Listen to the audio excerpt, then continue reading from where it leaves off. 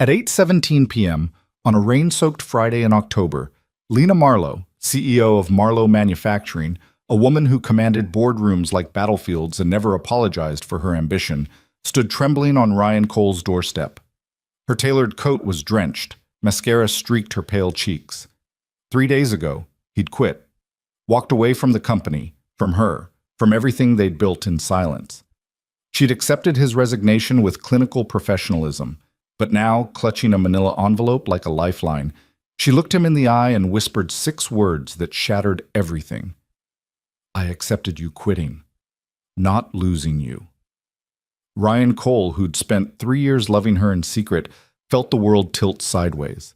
If you want to know how a woman who never loses control ends up broken in the rain, and how the man who walked away might be the only one who can save her, stay with me. This is a story about what happens when the price of success becomes too high to pay, and the only way forward is to risk everything you've spent years protecting. Hit that like button, drop a comment with your city so I can see how far this story travels, and let's begin. The resignation letter sat on Lena Marlowe's desk like a grenade with the pin pulled. She'd read it 4 times. Each pass made the words worse. Effective immediately. Personal reasons. Grateful for the opportunity. The corporate pleasantries couldn't hide what screamed between the lines. Ryan Cole was running, and she was the reason why.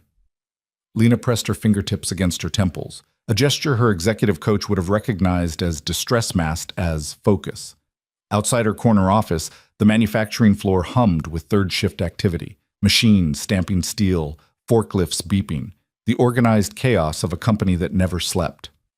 Marlowe Manufacturing had grown from her grandfather's machine shop into a $400 million enterprise under her leadership. She'd sacrificed relationships, sleep, and softness to build this empire, and now the one person who'd ever seen past the armor was leaving. "Ms. Marlowe," her assistant's voice crackled through the intercom. "Your 7 p.m. with legal is waiting." Lena didn't answer.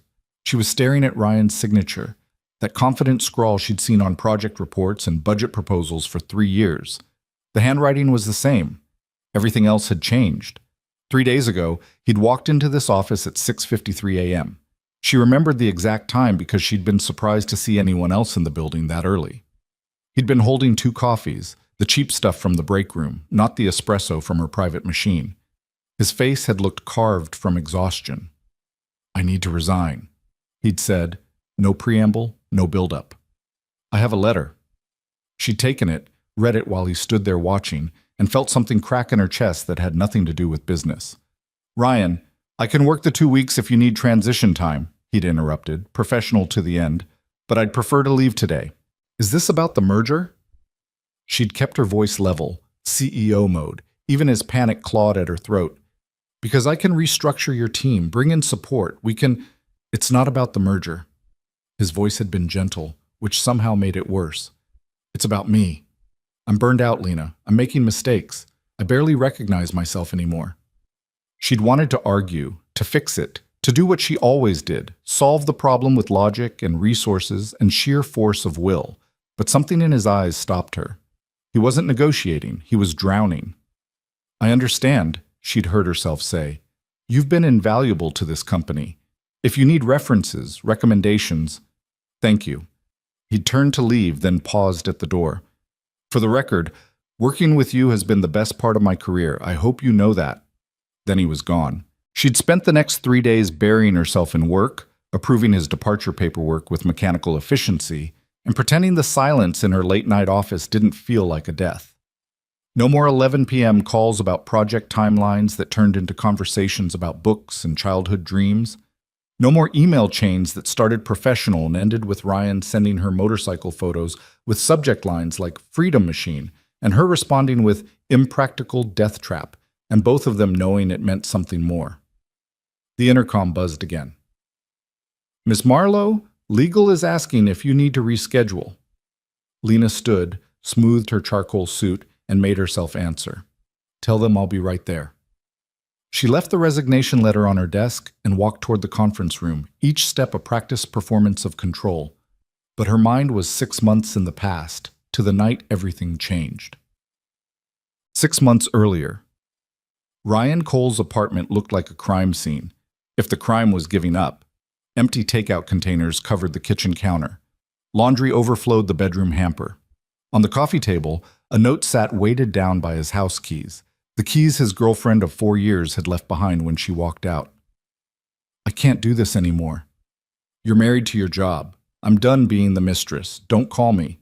No signature, no forwarding address. Just keys and a truth that cut deeper because he couldn't even argue with it. Ryan read the note for the dozenth time, then let it fall back to the table. Outside his window, the city hummed with Friday night energy. People laughing, living, connecting. He felt separated from all of it by glass and exhaustion and the spreadsheet he'd been staring at for 3 hours without processing a single number. His phone buzzed. Lena Marlowe's name lit up the screen. He almost didn't answer. It was 11:47 p.m. Any work call this late meant crisis, and he didn't have crisis left in him tonight. But Lena didn't call unless it mattered, so he picked up. Ryan. Her voice was crisp, alert, probably caffeinated. I need the Q3 projections revised. Legal found issues with the language around the Springfield contract. I'll have it to you by Monday, he said automatically. Silence. Then, are you okay? The question landed wrong. Too personal, too perceptive. Lena Marlowe didn't do personal. She did quarterly targets and operational efficiency and strategic pivots. She'd built Marlowe Manufacturing from her grandfather's legacy into an industry leader by being smarter and tougher and more ruthless than everyone around her. She didn't ask employees if they were okay. Long week, Ryan managed. More silence. He could hear her thinking, weighing words with the same precision she applied to million-dollar decisions.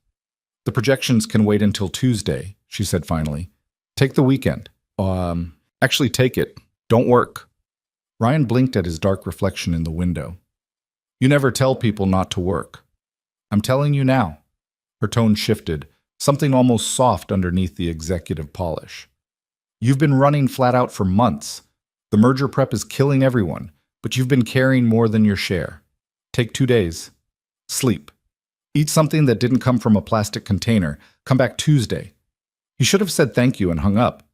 Instead, he heard himself say, My girlfriend left me. The words hung in the silence like smoke. Ryan couldn't believe he'd said them out loud, especially to her.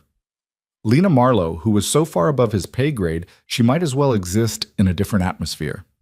Lena, who he'd been half in love with since his first week at the company, when she'd demolished a vendor's predatory contract in a conference room and he'd realized he was watching a master at work. I'm sorry, she said quietly. I'm sorry. It's fine, it was coming. He rubbed his face, suddenly exhausted beyond measure. She was right anyway. I put the job first. I always put the job first. Ryan, I should go. I'll get you those projections Tuesday. He hung up before she could respond, then immediately felt like an idiot. You didn't trauma dump on the CEO. You didn't hang up on her mid-sentence. You definitely didn't confess personal failures while she was calling about work. His phone buzzed 30 seconds later. A text from Lena. For what it's worth, anyone who gives you an ultimatum between them and your career doesn't deserve you. Take the weekend. That's an order. Then, 10 seconds later. Also, you didn't let me finish. Legal can wait until Wednesday. Tuesday's too soon. Ryan stared at the messages, something warm and dangerous unfurling in his chest. He typed and deleted 3 responses before settling on, Thank you. Her reply came immediately. Don't thank me. Just rest. He did rest, for the first time in months. And when he came back Wednesday, Lena was waiting at his desk with coffee, the good stuff from her private machine, and a quiet question about whether he was really okay. They ended up talking for 20 minutes about nothing related to work, her grandfather's original machine shop, his college years as a philosophy major who accidentally fell into operations management, the weather, books they'd read. It was the first real conversation they'd had as people instead of CEO and employee. It wouldn't be the last. Over the next 4 months, the late-night work calls transformed into something neither of them named. It started innocently enough. Lena would call about a project timeline. They'd resolve the issue in 5 minutes, and then somehow they'd still be talking an hour later. Ryan learned that she woke up at 4:30 a.m. every morning and worked out in her building's gym while listening to murder podcasts.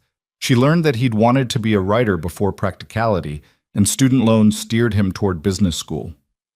"What kind of writing?" she asked one night in late March, her voice slightly fuzzy in a way that made him think she was lying down, maybe in bed with the lights off.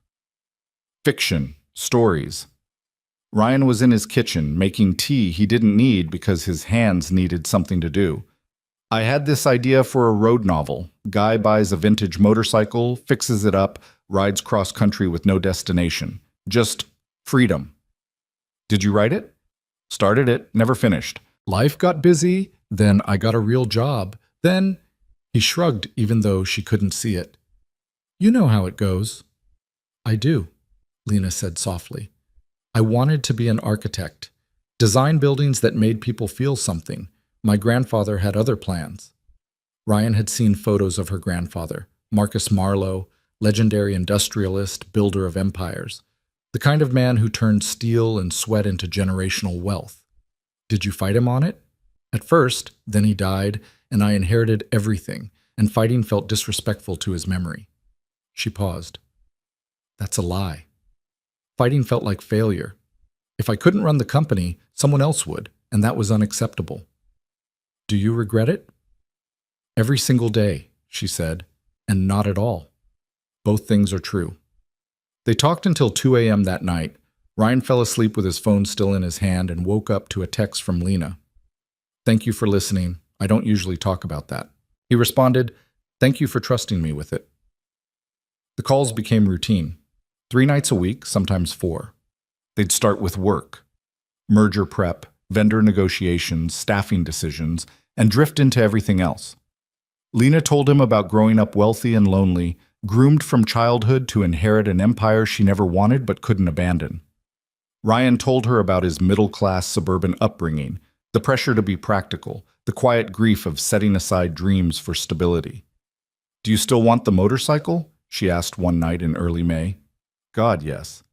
Ryan was walking home from the office, phone pressed to his ear, spring air warm against his face. "I've been watching online auctions. There's a 1973 Triumph Bonneville in Cleveland that's perfect. Needs work, but the bones are solid." "Why don't you buy it?" "Money's tight right now. The breakup was expensive. I had to buy out Sarah's half of the furniture, first month and deposit on my new place." He kicked a piece of sidewalk gravel. "Plus, I'd need somewhere to work on it. My apartment building doesn't allow garage projects." "You could use my garage," Lena said. Ryan stopped walking. "What?" "I have a 3-car garage. I use one space. The other 2 just collect dust." She said it casually, like she was offering to share a printer, not inviting him into her private space.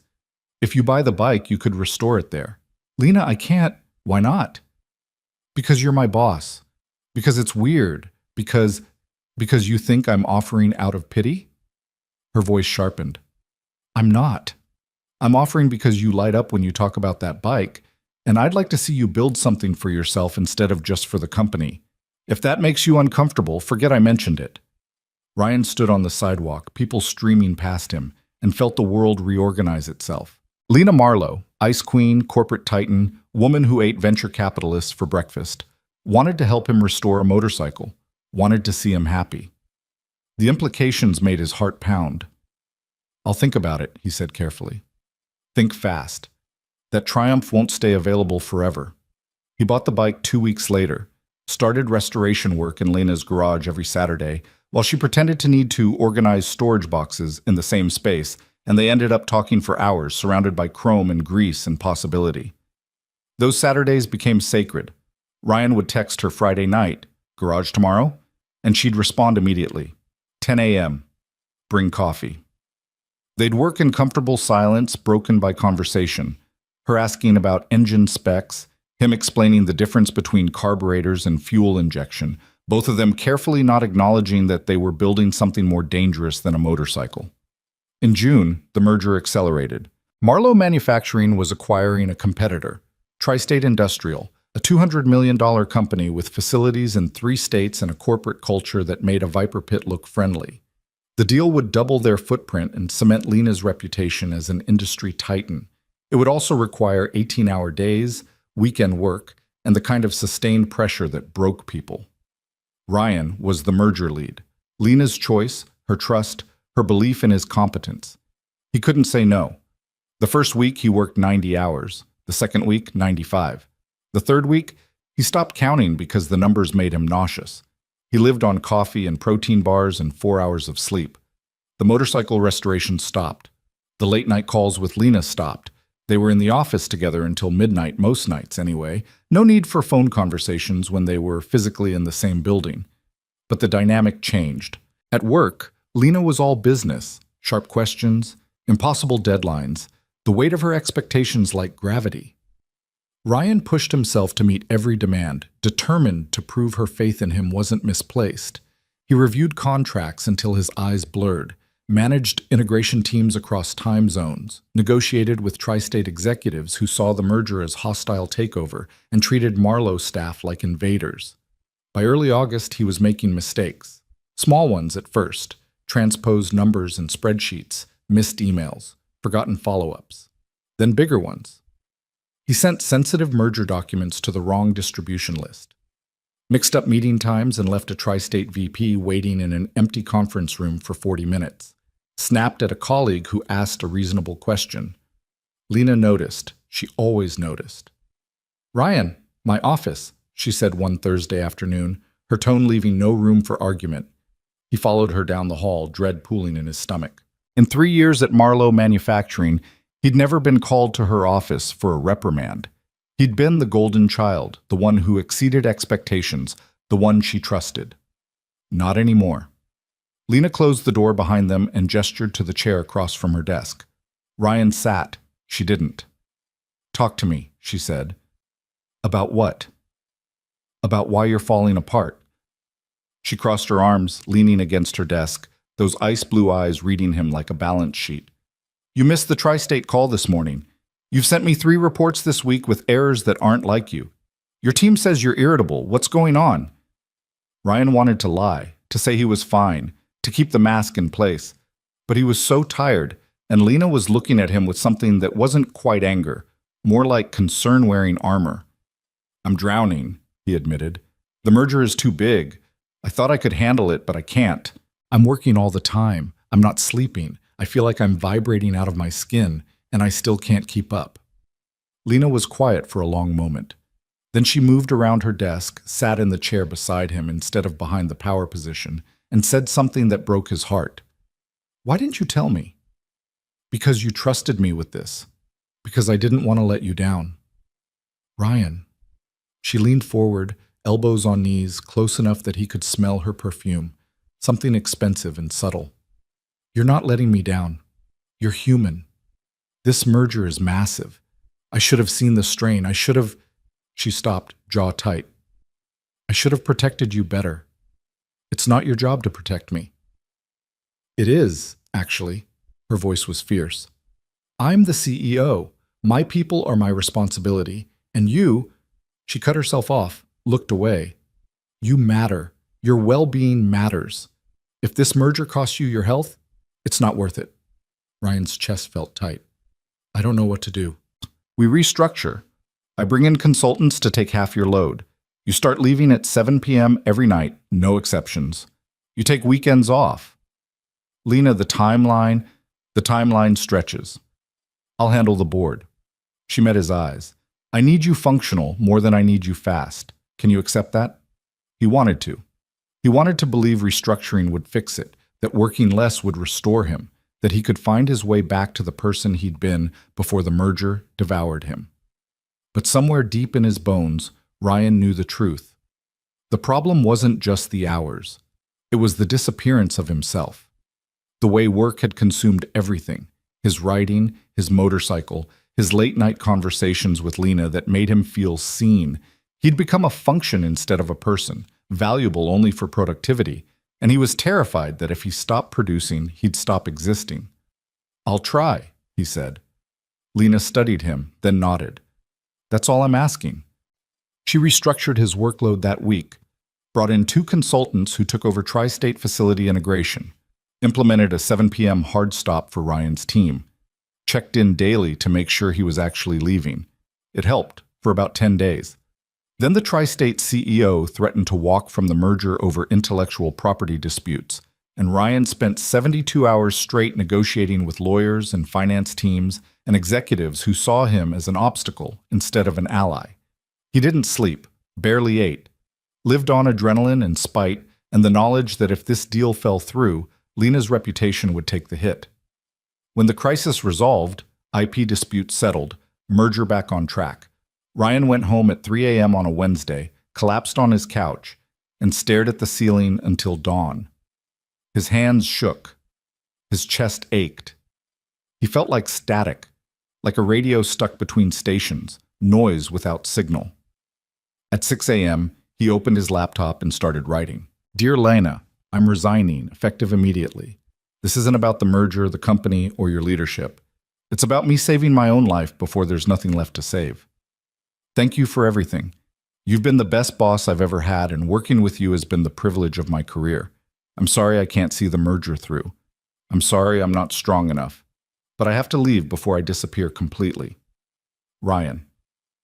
He read it once, made himself not edit or second guess, and sent it before courage could fail.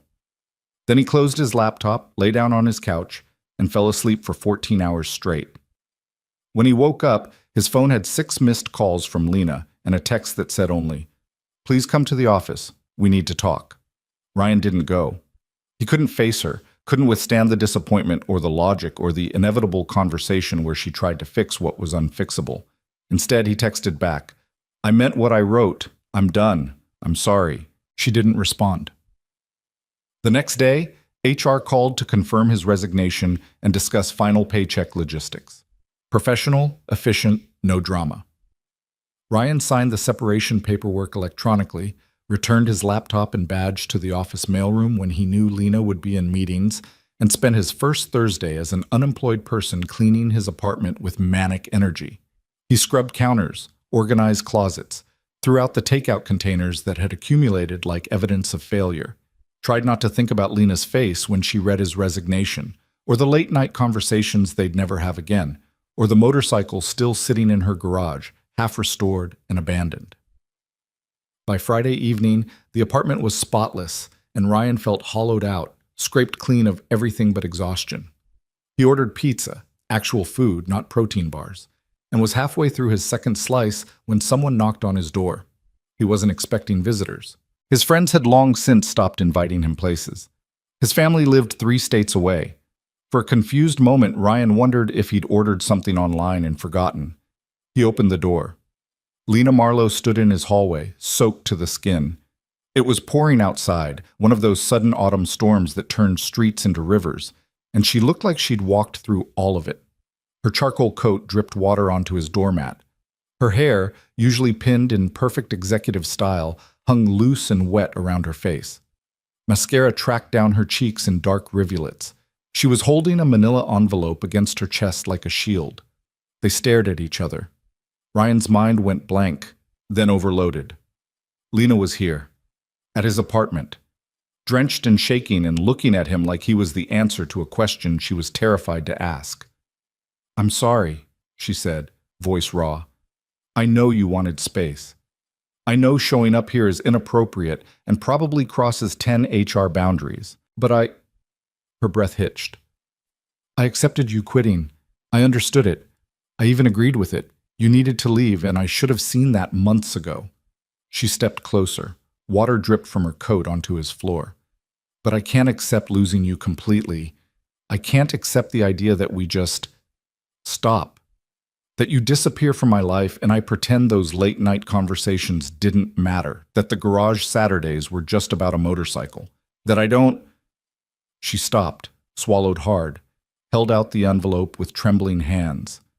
"I created a position. It's all in here, job description, salary, benefits.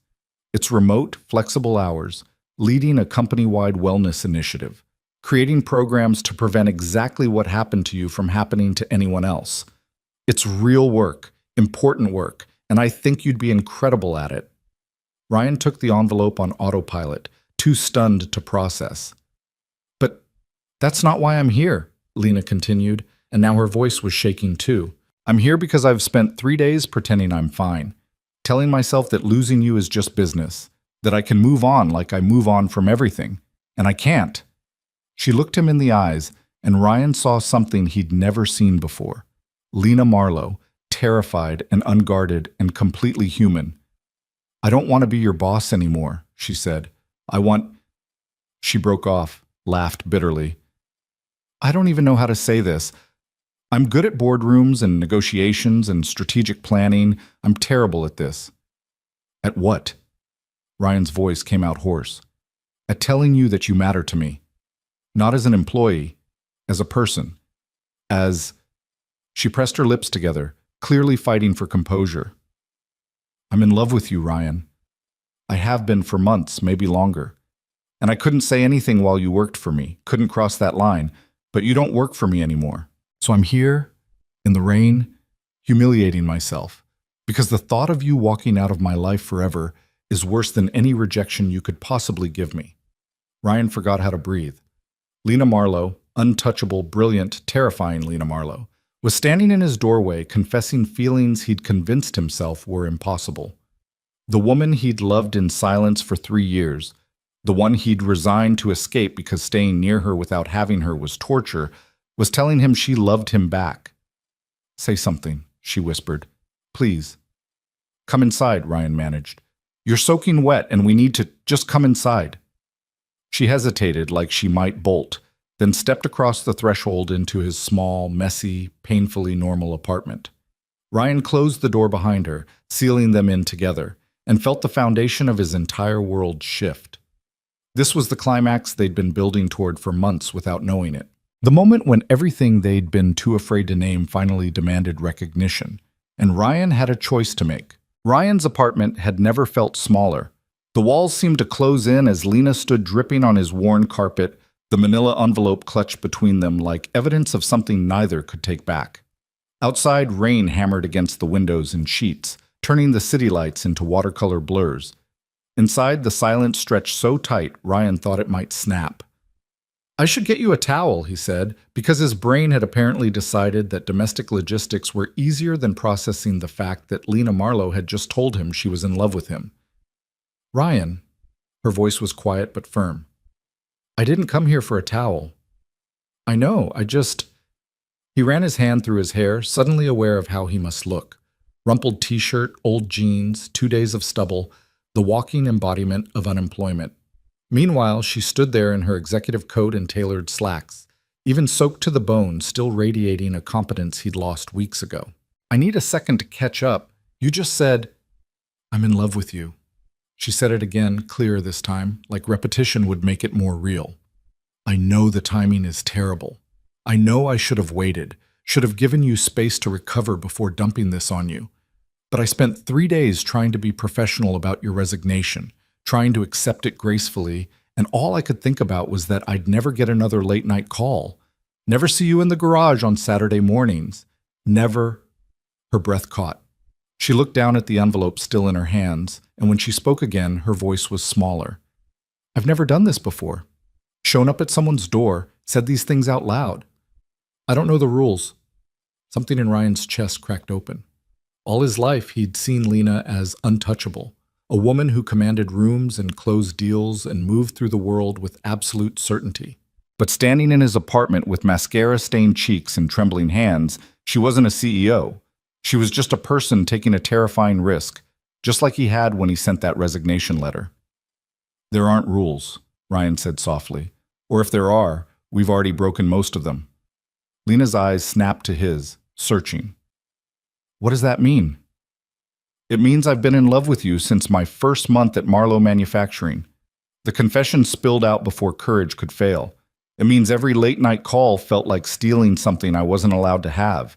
It means I spent Saturday mornings in your garage pretending I was working on a motorcycle when really I was just desperate to be near you. Her sharp intake of breath was audible even over the rain. It means, Ryan continued, his voice gaining strength, that part of why I resigned was because staying near you without being able to have you was killing me. I was burning out from the merger, yes, but I was also breaking from wanting something I thought was impossible. Ryan, let me finish. He took a step closer, close enough to see the silver flecks in her blue eyes, close enough to smell rain and expensive perfume and possibility. You showing up here tonight telling me how you feel? It's the most terrifying and exhilarating thing that's ever happened to me. But I need you to understand something. Lena's fingers tightened on the envelope. What? I meant what I wrote in that resignation letter. I was disappearing. The merger was consuming me, and I couldn't see a way out except to leave completely. He gestured around his small apartment, the secondhand couch, the motorcycle magazines on the coffee table, the life he was trying to rebuild. I'm not the same person I was when I started at your company. I'm not sure who I am right now, and I can't. His throat tightened. I can't be what you need me to be if I don't figure out who I am first. The words hung between them like a suspended sentence. Ryan watched Lena process them, saw the flicker of pain cross her face before she locked it down with practiced control. I'm not asking you to be anything except yourself, she said quietly. That's the point. The person you think you need to be, the one who works 90-hour weeks and sacrifices everything for the job, that's not who I fell in love with. Then who did you fall in love with? The man who lights up talking about vintage motorcycles and road trips he's never taken. The one who sends me book recommendations at midnight and argues about character motivation like it matters. The person who listened when I told you about wanting to be an architect, who didn't judge me for inheriting an empire I never wanted. She took a shaky breath. I fell in love with Ryan Cole, the human being, not Ryan Cole, the employee. And I'm standing here because I don't want to lose the human being. Ryan felt something loosen in his chest, a knot he'd been carrying for months without naming. I don't want to lose you either, but I'm terrified. Of what? Of this being another thing I fail at. Of not being enough. Of... He stopped, forced himself to say the hardest part. Of you realizing I'm not worth the risk. Lena set the envelope down on the small table by his door with deliberate care, like she was making a decision. Then she closed the distance between them until they were barely a foot apart, her rain-soaked presence filling his senses. Listen to me very carefully, she said, and her voice carried that boardroom steel he knew so well, turned toward protecting instead of commanding. You are not a failure. You recognized that you were drowning, and you made the hardest choice. You saved yourself. That's not weakness, that's survival. It doesn't feel like survival. It feels like quitting. Because you've spent your whole life being told that quitting means failure. She reached up, hesitated for half a second, then gently touched his face. Her fingers were cold from the rain, but her touch burned. I'm telling you it means wisdom. You quit a situation that was destroying you. That takes more courage than staying. Ryan's eyes stung. He'd spent 3 days feeling like a coward, like he'd abandoned ship when the company needed him most, like he'd let Lena down in the worst possible way. But she was looking at him like he'd done something brave instead of broken. I missed you, he admitted, his voice rough. The second I sent that resignation, I missed you, not the job. You. I missed you too. Her thumb brushed his cheekbone, a gesture so tender it made his breath catch. Those 3 days were the longest of my life. I kept reaching for my phone to call you, then remembering you were gone. I'd see something I wanted to tell you about and realize I couldn't anymore. I went to the garage on Saturday out of habit, and your motorcycle was just sitting there, half finished, and She broke off, blinking rapidly. You what? Ryan prompted gently. I sat on the floor next to it and cried. The admission came out like a confession. Which is insane because I don't cry. I haven't cried in years. But I looked at that triumph and thought about all the Saturdays we'd spent there, talking and laughing and building something together, and the idea that those were over broke something in me. Ryan moved on instinct, pulling her close, wrapping his arms around her rain-soaked shoulders. She stiffened for half a second. Lena Marlowe didn't do vulnerability, didn't accept comfort, then melted into him with a sound that might have been relief or surrender, or both. They stood like that for a long moment, breathing together, rain drumming overhead. Ryan could feel her heart pounding against his chest, could feel her trembling slightly, could feel the careful control she'd maintained for years finally cracking apart. I don't know how to do this, she whispered against his shoulder. Relationship, feelings, any of it. I've spent my entire adult life focused on the company. I've had dates, flings, things that look like relationships from the outside but never meant anything. And now I'm here, in your apartment, telling you things I've never told anyone, and I'm terrified I'm doing it all wrong. Ryan pulled back just enough to see her face. You showed up in the rain to tell me you love me. That's pretty much perfect. A ghost of a smile touched her lips. Is it? Yeah. He smiled back, feeling lighter than he had in months. Though next time maybe check the weather forecast first. Next time, she tested the words like they held weight. Does that mean, it means I love you too? Well, Ryan said it clearly, no hesitation, letting the truth fill the space between them. It means I want to try this, whatever this is.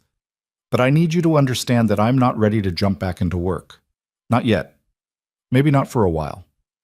Lena nodded slowly.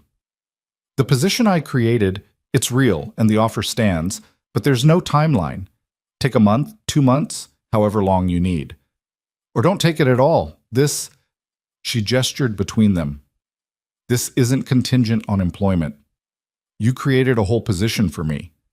I created a position the company needs and you'd be perfect for. But if you never step foot in Marlowe Manufacturing again, I still want this. I still want you. Ryan studied her face, looking for doubt or obligation or the careful diplomacy she deployed in boardrooms. He found none of it, just Lena, stripped of armor, offering him something precious and terrifying. I need time, he said carefully, to figure out who I am outside of work, to rest, to finish that motorcycle and maybe actually take the trip I've been dreaming about for years. Can you give me that? Yes. No hesitation, no negotiation. Take whatever time you need. And I need us to start this right. Not as boss and employee, not as CEO and wellness director or whatever the position is, just as two people figuring out if this works. What does that look like? Ryan considered. Dates, real ones, coffee shops and movies and terrible restaurant choices, conversations that aren't at midnight because we're both working, getting to know each other outside of Marlowe Manufacturing. I'd like that. Lena's smile was small but genuine. Though I should warn you, I'm terrible at dating. My last relationship ended because I canceled 3 dates in a row for board meetings. Lucky for you, I'm unemployed. My schedule is wide open. She laughed, a real sound that lit up her whole face, and Ryan felt something shift into place. This could work. This terrifying, impossible thing might actually work. You should probably change, he said, gesturing at her soaked coat. You're going to catch pneumonia standing there. Lena glanced down at herself, seeming to notice for the first time that she was dripping water all over his floor. I didn't exactly plan the dramatic entrance. I was sitting in my car outside your building for 20 minutes, arguing with myself about whether to come up. Then it started pouring and I thought if I didn't move right, then I'd lose my nerve. I'm glad you didn't lose your nerve. Ryan moved toward his bedroom. Wait here, I'll get you something dry. He rummaged through his dresser, emerging with an old college sweatshirt and sweatpants that would be too big on her, but at least were clean. When he returned to the living room, Lena had removed her coat and was standing by his bookshelf, studying his collection with the same intensity she probably brought to contract negotiations. You have 3 copies of Zen and the Art of Motorcycle Maintenance, she observed. Different editions. The 1974 original, the 25th anniversary, and the recent one with the afterword. He handed her the dry clothes. Bathrooms down the hall. She took them, fingers brushing his, then paused. Ryan? Thank you. For dry clothes? For not slamming the door in my face. For listening, She struggled for words. For being kind even when I showed up unannounced and probably scared you half to death. You didn't scare me, you surprised me. There's a difference. Lena disappeared into the bathroom. Ryan heard the door close, water running, the small domestic sounds of her in his space. It felt surreal. Lena Marlowe in his apartment, wearing his clothes, having just confessed feelings he'd spent years believing were impossible. He picked up the manila envelope she'd left on the table, opened it. Inside was a formal job description printed on Marlowe Manufacturing letterhead, exactly as she'd described, Director of Employee Wellness and Organizational Health. Remote work, flexible hours, comprehensive benefits, a salary that made his eyes widen. Below the job description was a handwritten note in Lena's precise script. This is real work that matters. But it's also not why I came tonight. Whatever you decide about the job, I meant what I said.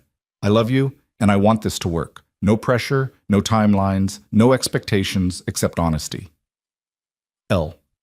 Ryan was still holding the note when Lena emerged from the bathroom. She'd towel-dried her hair and changed into his sweatshirt and pants, both comically oversized. Without makeup and formal clothes, she looked younger, softer, almost fragile. She caught him staring and smiled self-consciously. I look ridiculous. You look beautiful, Ryan said honestly, and cold. Come here. He guided her to the couch, wrapped a throw blanket around her shoulders, then sat beside her, close but not touching, giving her space to breathe. Outside, the storm was settling into steady rain, the kind that would last all night. Tell me about the position, he said, gesturing to the papers. What made you think of it? Lena pulled the blanket tighter, organizing her thoughts. After you resigned, I started reviewing our company policies, benefits, work-life balance, mental health support. What I found was embarrassing. We offer the legal minimum for mental health coverage, we have no programs to prevent burnout, and our culture basically rewards people for destroying themselves in service of productivity. That's most companies. That doesn't make it right. Her voice carried that edge of determination he recognized from board meetings. You weren't the first person to burn out at Marlowe Manufacturing. You were just the first one I cared enough about to notice. Before you, I accepted that high-pressure work came with casualties. People who couldn't handle it left, and I replaced them with people who could. Efficient, ruthless, and completely wrong.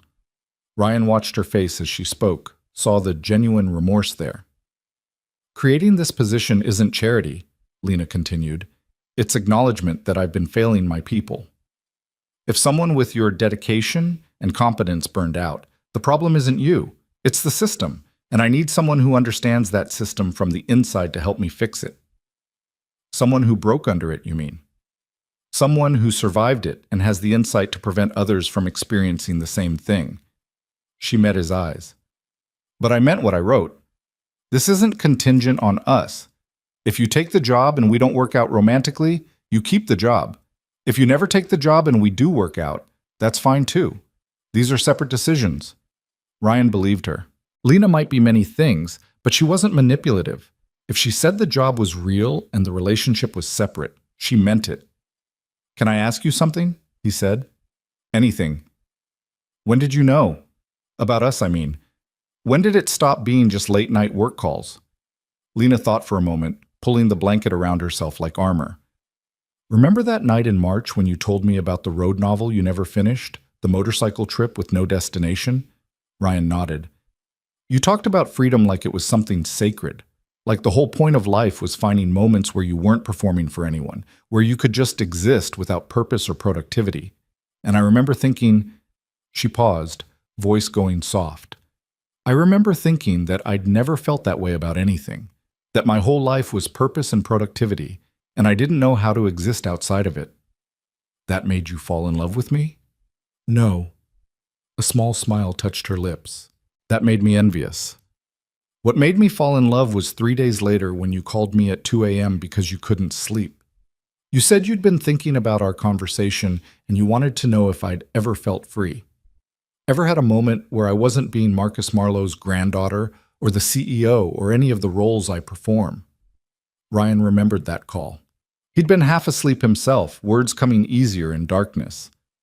I told you about being 16, Lena continued, sneaking out of my grandfather's estate to go to public library, just sitting there for hours reading architecture books, dreaming about buildings I'd never designed, feeling like a normal teenager for 5 precious hours before my security detail found me and dragged me home.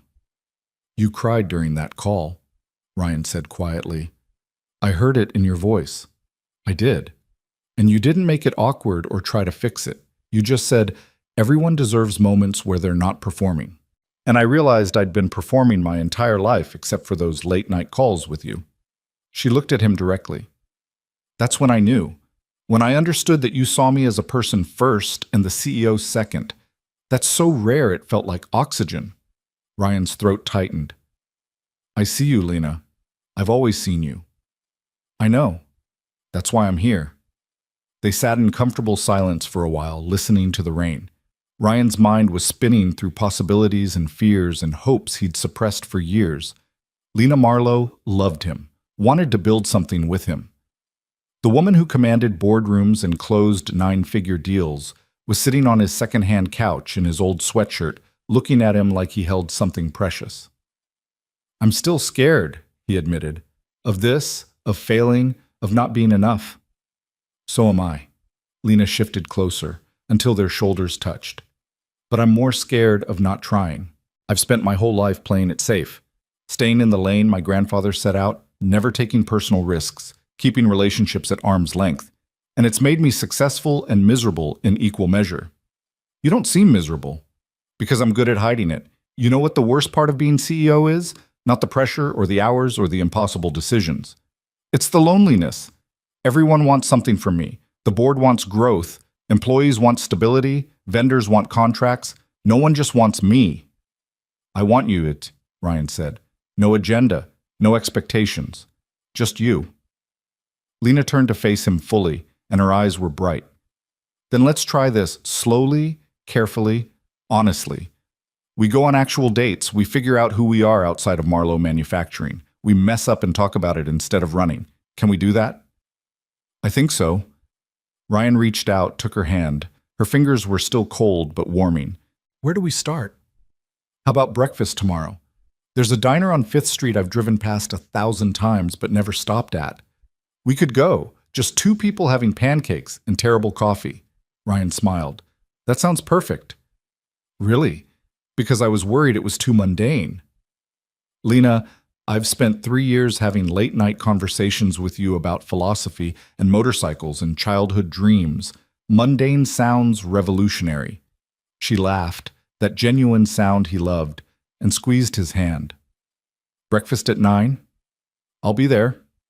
They talked for another hour, mapping out the shape of what this might look like. Boundaries and expectations, fears and hopes, the logistics of building something real. Lena needed to learn how to separate work from personal life, to stop checking email at midnight and trust her team. Ryan needed time to heal, to rediscover himself outside of productivity and performance. They both needed to practice vulnerability, honesty, and the terrifying work of letting someone see them completely. Around midnight, Lena stood to leave. She'd changed back into her own clothes, mostly dry now, and looked more like herself, though softer around the edges than he'd ever seen her at the office.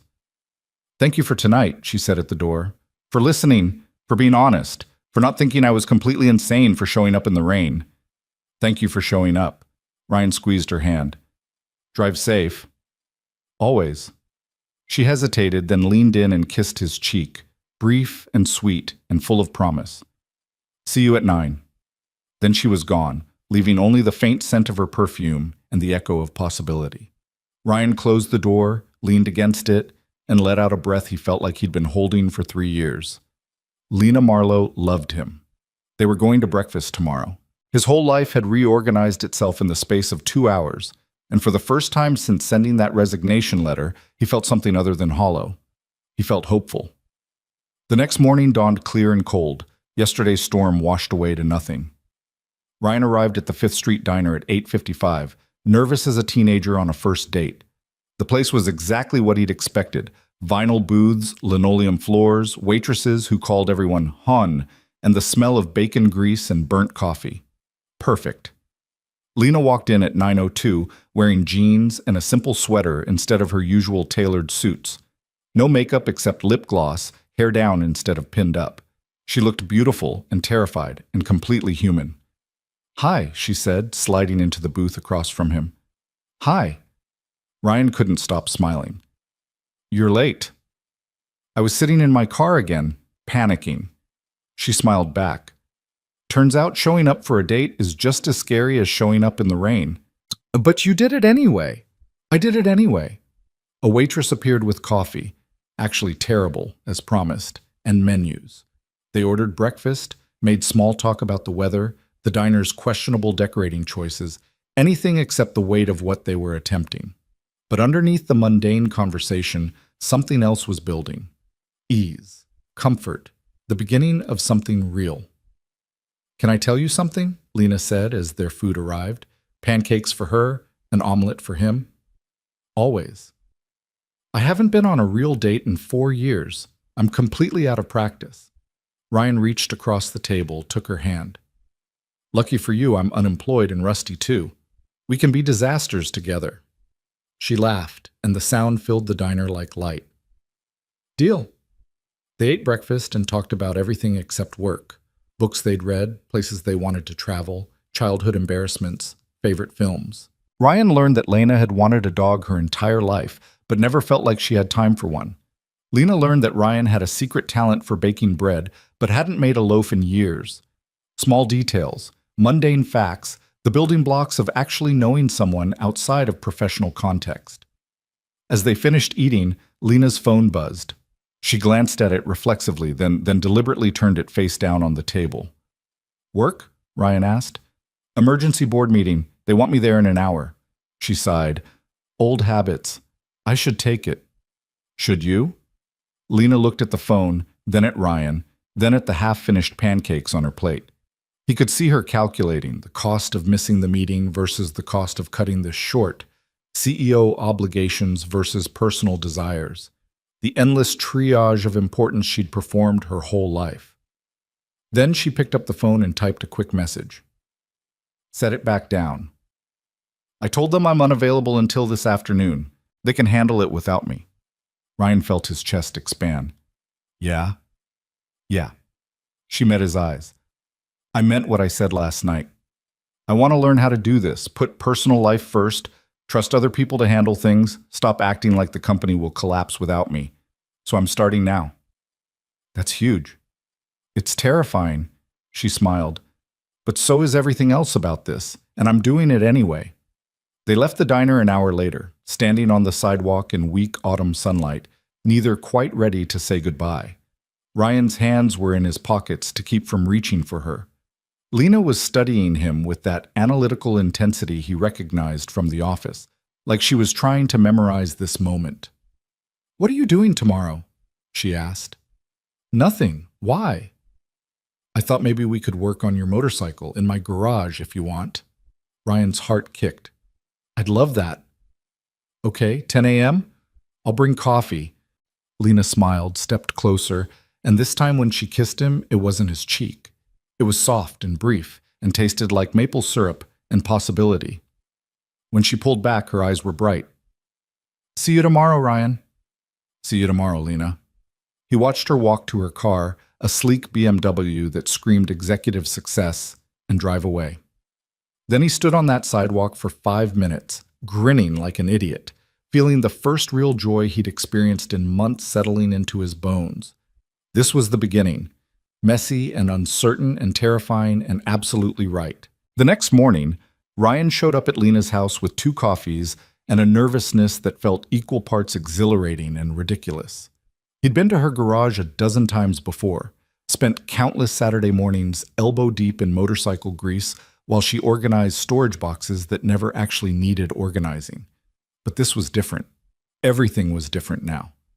Her house sat in one of the city's older neighborhoods, a restored Victorian with original woodwork and a privacy fence that kept the world at bay.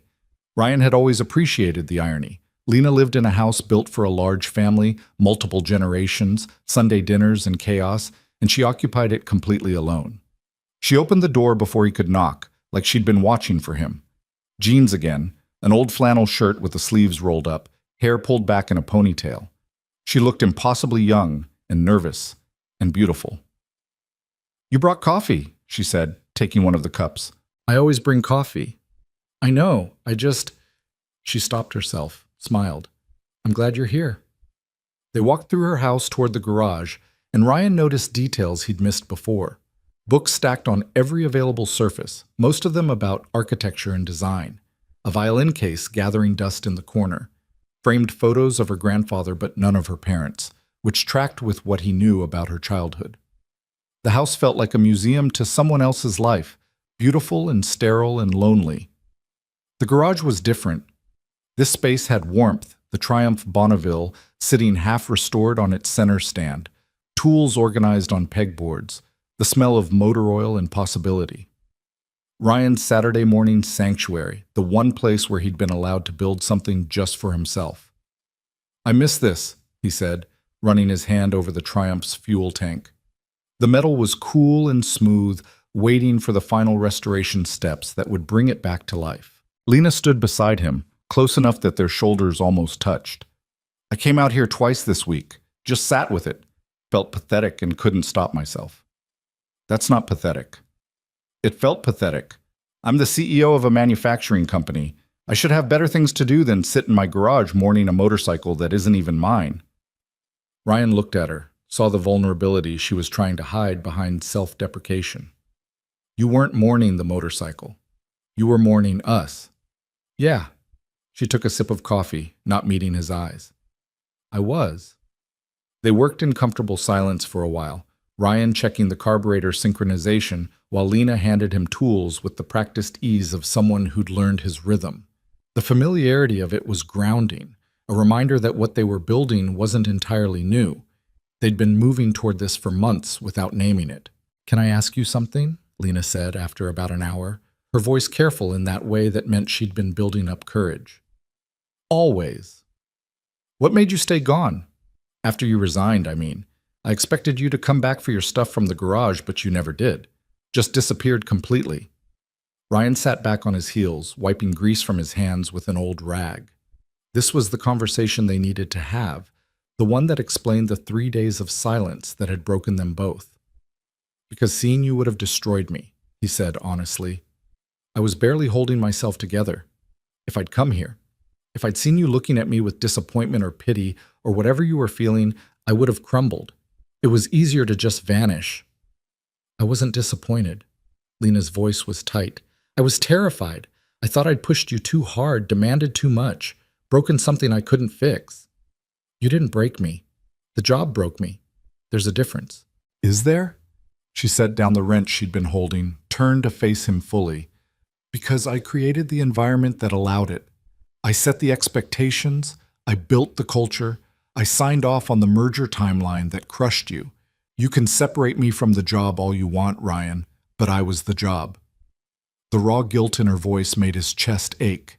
He stood, crossed the small distance between them, and took her grease-stained hands in his. "Listen to me," he said firmly. "You didn't force me to work 90-hour weeks. You didn't tell me to sacrifice my health. I made those choices because I wanted to prove myself, wanted to be worthy of your trust, wanted to be the person you believed I could be. That's not your fault. That's mine. But I could have stopped it, should have stopped it. Maybe.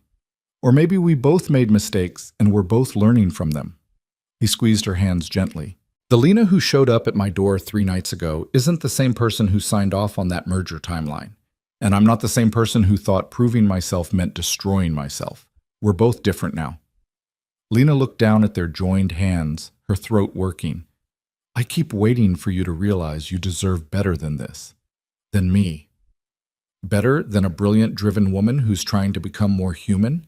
Better than someone who showed up in the rain to fight for us?" Ryan shook his head. "There isn't better, Lena. There's just this, messy and complicated and real." She leaned forward, rested her forehead against his shoulder, and breathed. Just breathed, like she was trying to absorb the truth of what he was saying. Ryan wrapped his arms around her, held her in the quiet garage with sunlight streaming through the dusty windows, and felt something settle between them. An understanding, maybe. Or the beginning of trust. "I don't know how to not be in control," she whispered against his shirt. "Even here, right now, I'm calculating. Trying to figure out the right thing to say, the right way to be, like this is another negotiation I need to win. What if you stop trying to win and just let yourself feel?" "I don't know how." Ryan pulled back just enough to see her face. "Then we'll learn together. You teach me how to set boundaries with work, I'll teach you how to let go of control. Deal?" A small smile touched her lips. "That seems like you're getting the worst end of that bargain." "I'm getting you. That's the best end of any bargain." She kissed him then, properly this time, her hands coming up to frame his face like he was something precious. Ryan kissed her back, tasting coffee and courage, feeling the tremor in her fingers and the way she softened against him when he pulled her closer. This wasn't the careful kiss from yesterday's sidewalk. This was real and hungry and full of months of wanting they'd both suppressed. When they finally broke apart, both breathing hard, Lena looked dazed. "Wow," she managed. "Yeah." Ryan grinned. "Wow." They spent the rest of the morning working on the Triumph, but the quality of silence had changed. Now it was charged with possibility, with the occasional brush of hands and shared smiles, and the knowledge that they were building something alongside the motorcycle. Around noon, Lena's stomach growled audibly, and she laughed, embarrassed. "I forgot to eat breakfast," she admitted. "I was too nervous." "About seeing me?" "About everything. About whether last night was real or something I'd imagined. About whether you'd change your mind in daylight." She wiped grease from her hands. "I'm not used to things that matter this much." Ryan's heart squeezed. "It's real. I'm real. This is real. Prove it. Have lunch with me." "Here?" "No. There's a place downtown I've always wanted to try but never had anyone to go with. It's supposed to be casual and loud and completely inappropriate for business meetings." Her eyes sparked with something that looked like mischief. "Come with me. Right now. Spontaneous and unplanned." Ryan recognized what she was doing, pushing herself outside her controlled environment, practicing the impulsiveness she'd never allowed herself. "You're not going to check your calendar first? Make a reservation?" "No." She grabbed her keys with decisive energy. "I'm just going to show up and hope they have a table. That's what normal people do, right?" "That's what normal people do." The restaurant was a tiny Italian place, wedged between a bookstore and a dry cleaner, the kind of spot you'd walk past 100 times without noticing. Inside, red checkered tablecloths competed with framed photos of the Amalfi Coast, and the air smelled like garlic and basil and tomatoes slow-cooked with love. A grandmother-type hostess took one look at them, both still wearing garage grease despite their best efforts, and smiled like she knew a secret. "Two?" she asked in an accent thick as marinara. "Please," Lena said.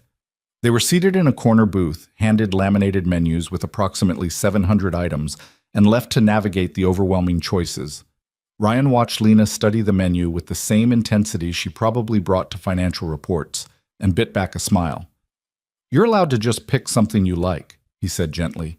"It doesn't have to be optimal." "I know that." But she kept reading, analyzing, trying to make the perfect choice. Ryan reached across the table, gently pulled the menu from her hands. "Close your eyes." "What?" "Humor me. Close your eyes."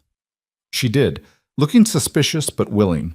Ryan studied her face in the dim restaurant light, the small crease between her brows, the tension in her jaw, the visible effort it took her to relinquish control even in something as small as lunch.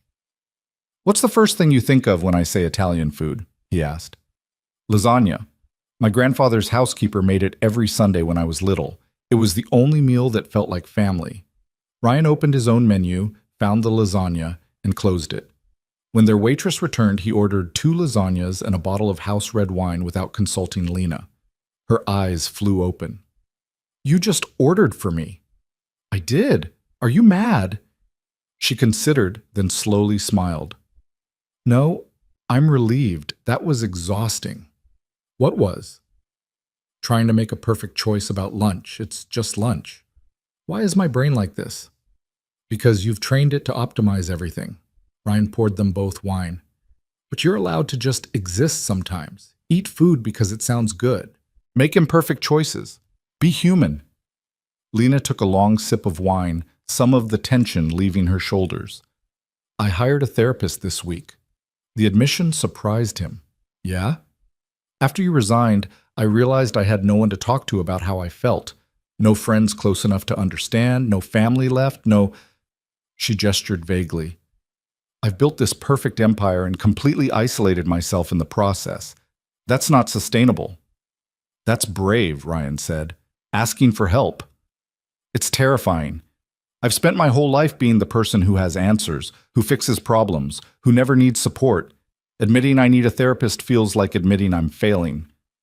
Or admitting you're human. Those aren't the same thing." Their food arrived, massive portions of lasagna that smelled like childhood and comfort. Lena took her first bite and made a sound that was almost indecent. "Oh my God," she mumbled around the mouthful. "This is exactly how I remembered it." Ryan grinned. "Ryan's good? Perfect." You somehow ordered the perfect thing? I listened to what you wanted and trusted your instinct. Revolutionary concept. She pointed her fork at him. You're very pleased with yourself right now. Little bit, yeah. They ate and talked, conversation flowing easier than it had any right to. Lena told him about her first therapy session, how she'd spent 45 minutes trying to explain her childhood before the therapist gently pointed out she was narrating events without accessing feelings. Ryan told her about the past week of unemployment, the strange freedom of days without structure, the creeping anxiety about money and purpose, and whether he'd made a catastrophic mistake. Do you regret it? Lena asked. Resigning? Ryan thought about it honestly. No. I regret that it took getting that broken to make the choice. But the choice itself? No, I needed to leave. I was disappearing. Are you still disappearing? Some days, but less. He reached across the table, took her hand. This helps. You help. I don't want to be the thing you replace work with, another addiction, another way to avoid dealing with yourself. The insight was sharp and uncomfortable and exactly right. How do we prevent that? We're honest. We maintain our own separate lives even while building this. I keep going to therapy. You figure out what you want outside of us. We don't let this consume everything. She squeezed his hand. I don't want to be your whole world, Ryan. I want to be part of a world that includes you, your dreams, your motorcycle trips, your unfinished novel. The novel's not happening. Why not? Because I haven't written fiction in years, because I'm not that person anymore, because... He stopped, heard the excuses, and recognized them for what they were. Because I'm scared I'll be bad at it. So be bad at it. Lena said it like it was simple. Write badly. Write the worst novel ever written. At least you'll have tried. When did you become the voice of encouraging risk? Since I showed up on your doorstep in the rain and discovered that terrifying risks sometimes pay off. She smiled. I'm still terrified, for the record. Every minute of this. But I'm doing it anyway. Ryan felt something shift in his chest, a loosening of fear he'd been carrying so long it had become part of his skeleton. What if we made a deal? What kind of deal? You practice letting go of control. I practice taking creative risks. We hold each other accountable. Check in weekly, share progress, celebrate the failures as much as the successes. Lena considered this, her business mind clearly evaluating terms. Then she lifted her wine glass. Deal. To imperfect progress and magnificent failures. Ryan clinked his glass against hers. To trying things that terrify us. To being human instead of productive.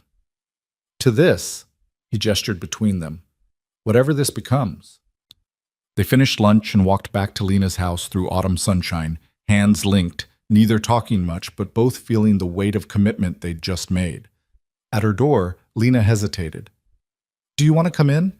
I could make coffee, we could... She stopped, laughed at herself. I'm trying to figure out the rules. What's appropriate on a second date that's also kind of our 50th conversation? There are no rules, Ryan said. What do you want?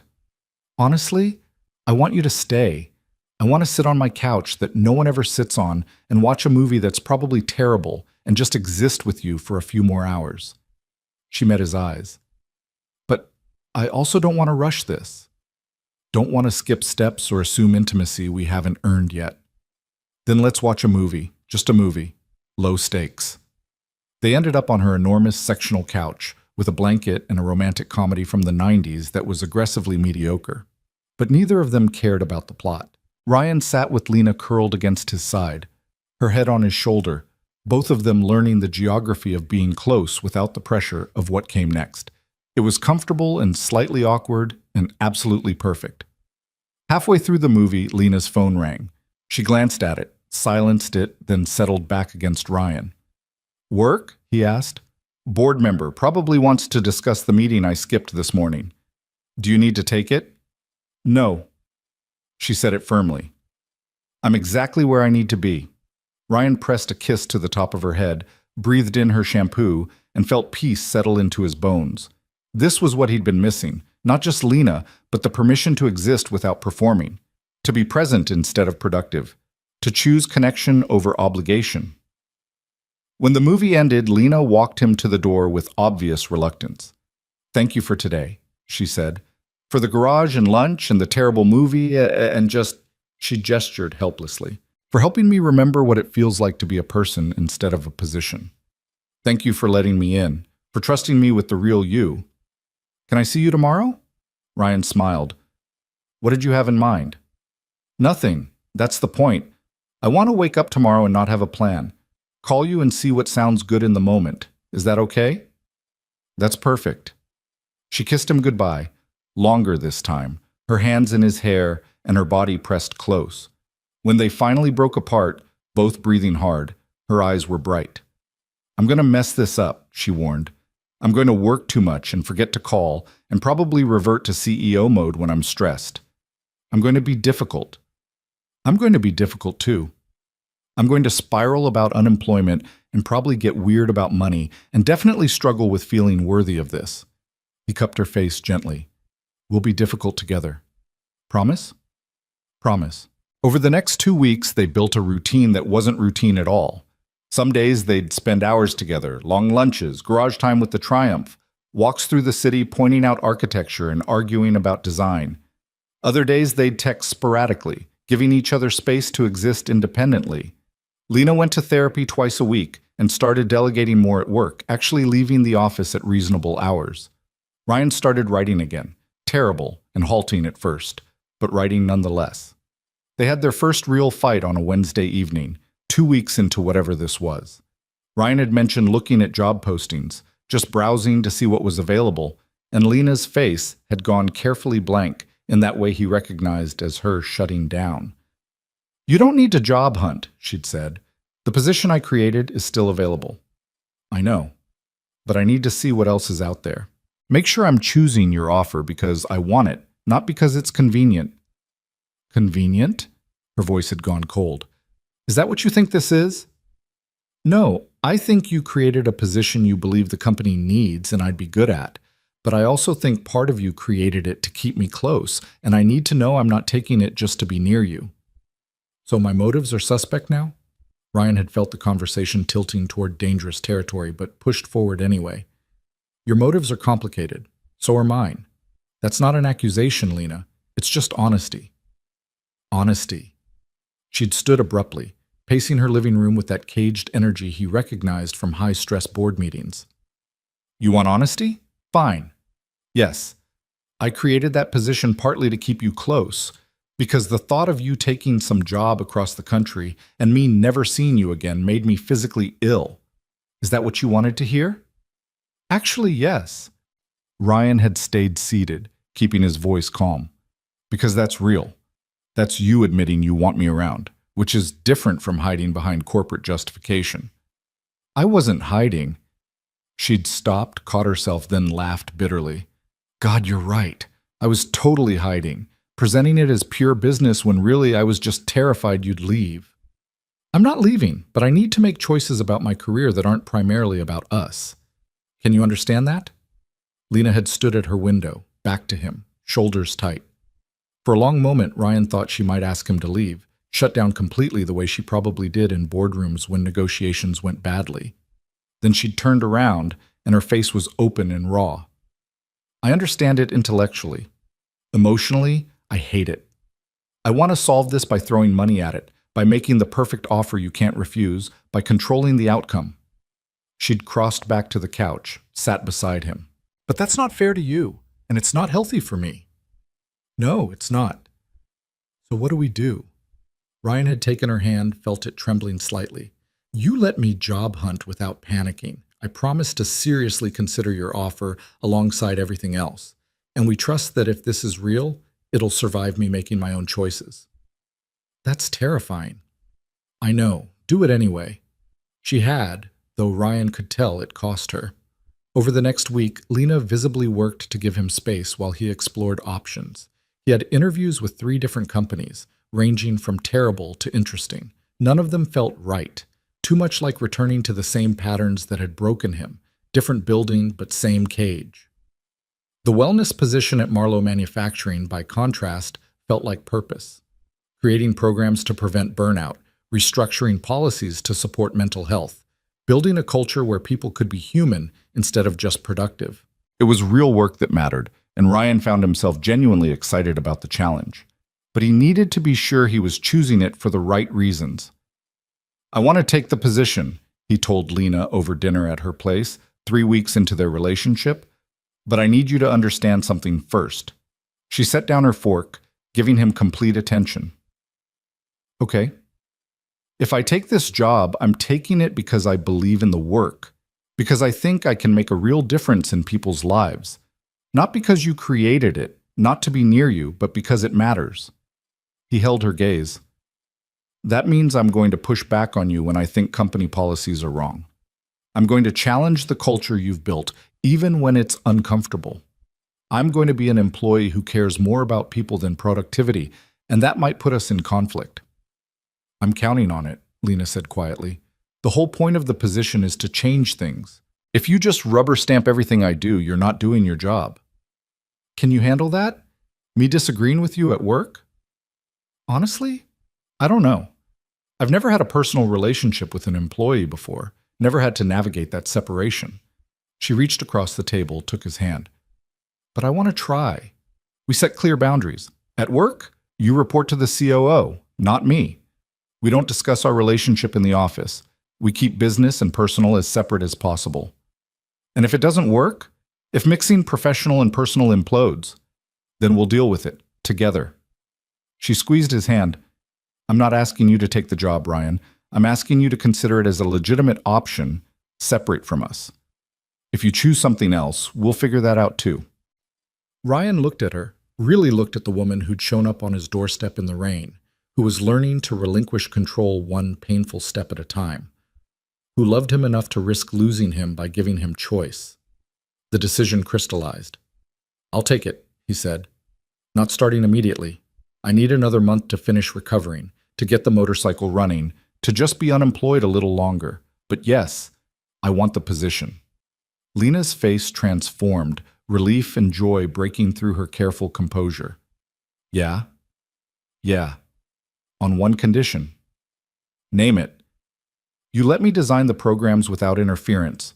Trust me to do the job you hired me for, even when my recommendations make you uncomfortable." She didn't hesitate. "Deal. When do you want to start?" "January. Give me 2 more months to be human, then I'll come back ready to fight for your employees' humanity too." "That's perfect." Lena stood, crossed to his side of the table, and kissed him thoroughly. "Thank you for choosing this, for choosing us. Thank you for letting it be a choice instead of an obligation." They spent the rest of the evening planning, not the job, but the next 2 months of freedom. Ryan wanted to finish the Triumph restoration, maybe take a short trip to test it out. Lena wanted to use some accumulated vacation time, something she hadn't done in 5 years. They talked about taking a long weekend somewhere, just the two of them, no work and no phones and nothing but road and possibility. As Ryan left that night, walking to his car under stars just beginning to emerge, he felt something he hadn't experienced in years. Not just happiness, but rightness. The sense that his life was finally aligning with his values, that he was building something authentic instead of performing someone else's version of success. His phone buzzed with a text from Lena. "I'm proud of you. For taking time to heal, for making your own choice, for being brave enough to fight for what you need. See you tomorrow?" Ryan smiled, typed back. "See you tomorrow. Always tomorrow." And for the first time in longer than he could remember, tomorrow felt like promise instead of threat. The Triumph roared to life on a cold Saturday morning in late November, the engine's rumble echoing through Lena's garage like a victory song. Ryan sat astride the vintage motorcycle, hands on the grips, feeling 3 months of work and healing vibrate beneath him. The restoration was complete. New gaskets, synchronized carburetors, fresh paint on the fuel tank in deep British racing green, chrome polished until it caught sunlight like a mirror. Lena stood in the garage doorway, coffee cup in hand, watching him with a smile that made his chest tight. "How does it feel?" she called over the engine noise. Ryan twisted the throttle, listened to the response, then killed the ignition. The sudden silence felt profound. Like freedom. Like I actually finished something for myself instead of abandoning it halfway through. "You did finish it. I'm so proud of you." He climbed off the bike, pulled off his gloves, and crossed to where she stood. "We finished it. You handed me tools for 3 months, listened to me complain about stripped bolts, helped me figure out the wiring harness when I was ready to give up. This wasn't solo. Maybe not. Lena set down her coffee, wrapped her arms around his waist. But you did the hard work. I just showed up. Showing up is the hard work. Ryan kissed the top of her head, breathing in her shampoo and the garage smell of motor oil that had somehow become home. Speaking of which, I have a question. Dangerous opening. Remember that road trip I talked about? The one from my unfinished novel, Riding Cross Country with No Destination? I remember. I want to take it. Not cross country, not yet, but a week. Just me and the bike and some highways I've never seen. Clear my head before I start at Marlow in January. He pulled back to see her face. Will you be okay with that? Lena's expression flickered, something that looked like fear before she schooled it into support. Of course. You should go. When? Next week if the weather holds. I know it's last minute and I know we have plans. Ryan. She put her hand on his chest right over his heart. Go. Take your trip. I'll be here when you get back. But her voice was tight, and Ryan knew her well enough now to hear what she wasn't saying. You're scared I won't come back. That's ridiculous. Is it? He took her hand, led her to the bench against the garage wall, and sat, pulling her down beside him. Talk to me. Real talk, not the brave face. Lena was quiet for a long moment, staring at the Triumph like it held answers. When she finally spoke, her voice was small. My grandfather took a trip once. Said he needed to clear his head after a difficult quarter. He was gone for 3 weeks, and when he came back, he was different, distant. Like the space away had shown him he didn't actually need us, need me, as much as he thought. I'm not your grandfather. I know that. Intellectually, I know that. She pressed her palms against her thighs, a gesture Ryan recognized as anxiety. But there's this voice in my head that says, if you get away from me, if you experience freedom without my chaos and baggage, you'll realize you're better off alone. Ryan's heart broke a little. Lena, you're not chaos and baggage. You're the person I want to come home to. You say that now. I say that always. He turned her to face him, hands on her shoulders, making her meet his eyes. Do you trust me? Yes? Then trust this. I'm taking a week to ride and think and be alone with myself because I need to prove I can be okay independently before I tie my professional life back to yours. That's healthy. That's me doing the work.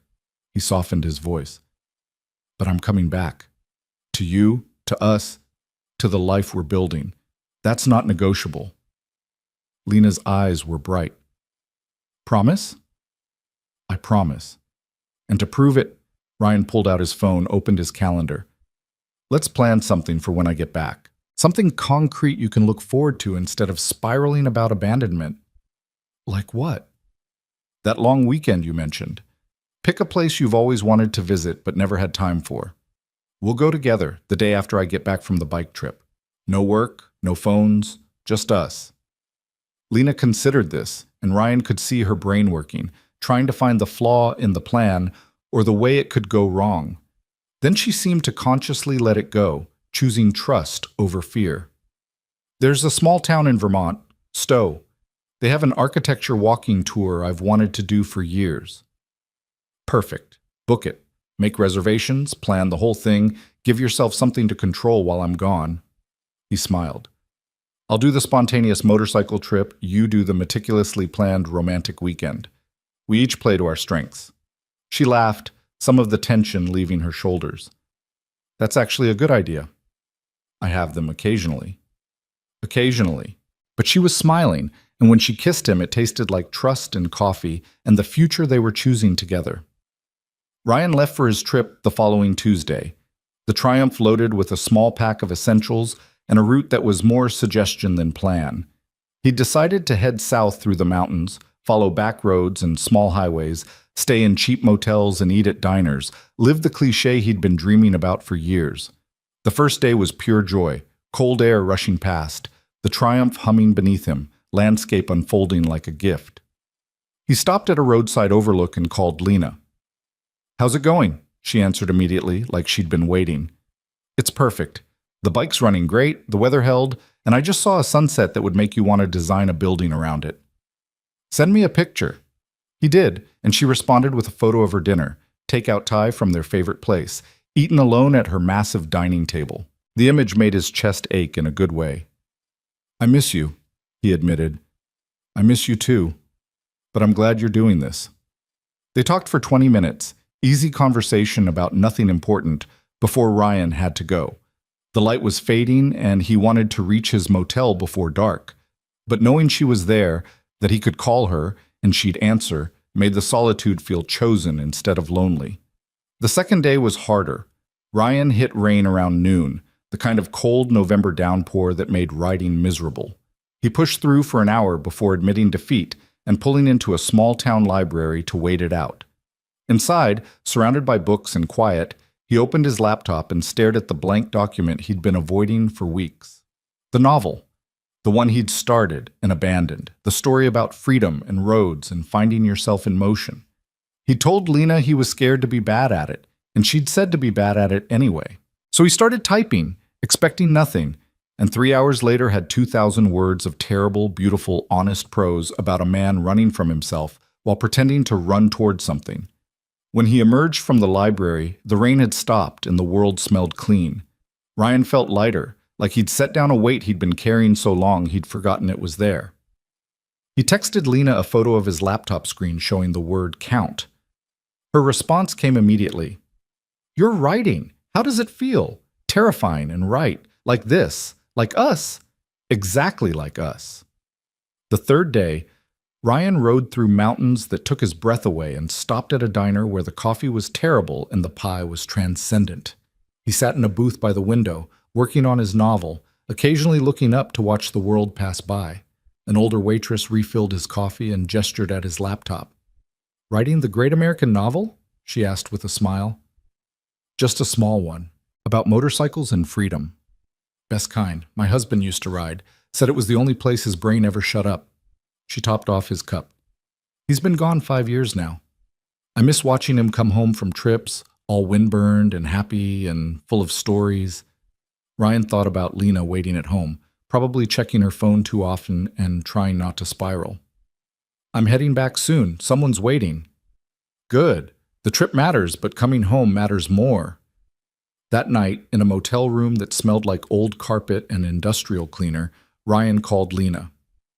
How are you really? He asked, skipping pleasantries. A pause, then honesty. Struggling. I'm trying not to be, trying to give you space and trust the process, but I keep having these moments where I'm convinced you're not coming back. What do you do when you have those moments? I call my therapist, journal about it. Sometimes I go to this garage and sit with your tools and remind myself that you left them here because you're coming back. Her laugh was self-deprecating. It's pathetic. It's not pathetic. It's healing. Ryan lay back on the uncomfortable motel bed, phone pressed to his ear. You're learning to sit with uncertainty instead of controlling it. That's huge. It feels terrible. Most growth does. He smiled at the water-stained ceiling. For what it's worth, I think about you constantly. Every beautiful view, every good meal, every word I write, my first thought is wanting to share it with you. You're not something I'm running from, Lena. You're what I'm learning to run toward. He heard her breath catch. Ryan, I know it's only been 3 days. I know a week apart shouldn't be this hard, but I need you to understand something. He chose his words carefully, wanting to get this right. Taking space doesn't mean needing less. It means building enough self to bring something whole to us. Does that make sense? Yes. Her voice was thick. When do you come home?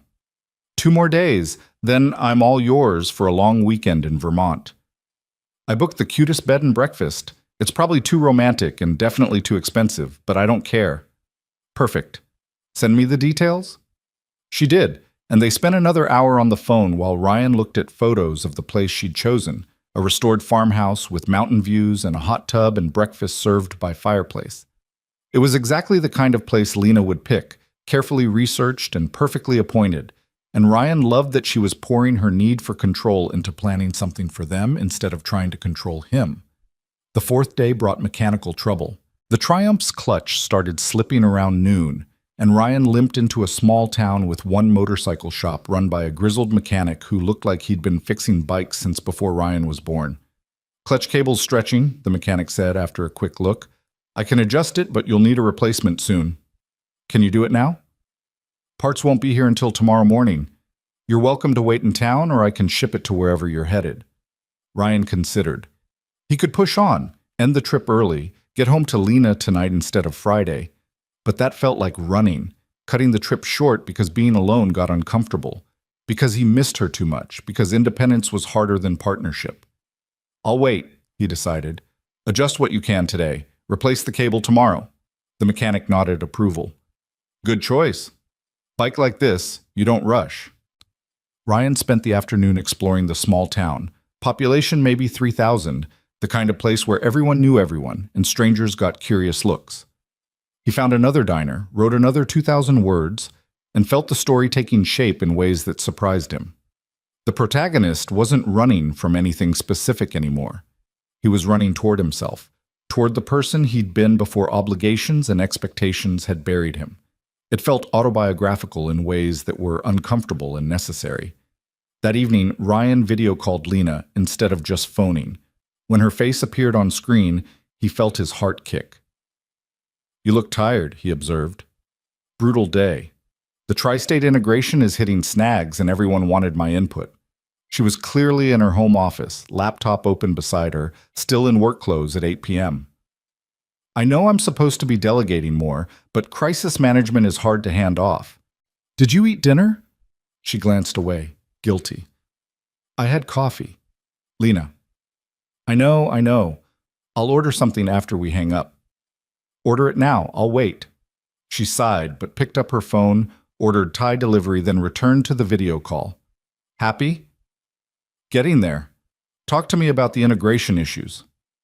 They spent an hour discussing work, and Ryan found himself analyzing the problems with fresh perspective. Distance had given him clarity. He could see where Lena was micromanaging, where her team was capable but not trusted, where her need for control was creating bottlenecks instead of solving them. "You need to let go," he said gently. "Not because you can't handle it, but because handling everything yourself is unsustainable." "I know that intellectually." "Then know it practically. Tomorrow, identify 3 decisions you'd normally make and let someone else make them.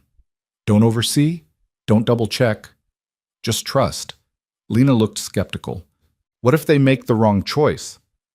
"Then they learn from it, and the company doesn't collapse, and you get to practice believing that your value isn't just in being indispensable." She was quiet, processing. Then, "You're going to be very annoying when you start as director of wellness, aren't you?" Ryan grinned. "Absolutely. I'm going to challenge every policy that prioritizes productivity over people, starting with late-night emails and working dinners." "I'm going to hate it." "No, you're not. You're going to be relieved someone finally gave you permission to build something different." He softened his voice. "That's why you created this position, remember? Not to keep me close, but to change the culture that almost destroyed me." "Both things can be true." "They are both true. And I'm coming home ready to do the work." Lena smiled, and it reached her eyes. "I'm counting on it. How's the trip otherwise?" He told her about the clutch cable, the small town, the writing he'd been doing. She told him about booking their Vermont weekend, the architecture tour she'd planned, the breakfast place near the bed and breakfast that supposedly had the best coffee in New England. "You've researched everything, haven't you?" Ryan asked, amused. "Of course. I don't do spontaneous well, remember? I love that about you. I love that you're planning the perfect weekend while I'm wandering aimlessly. We balance each other." "We do." She paused, then asked quietly, "Are you glad you went? On this trip?" "Yes. Not because I needed to get away from you, but because I needed to prove to myself that I could be alone and okay, that I have an identity outside of work and outside of us." He held her gaze through the screen. "But Lena, being alone and okay just makes me more certain about wanting to come home to you. The space isn't creating distance, it's creating clarity." Her eyes filled and she blinked rapidly. "I needed to hear that."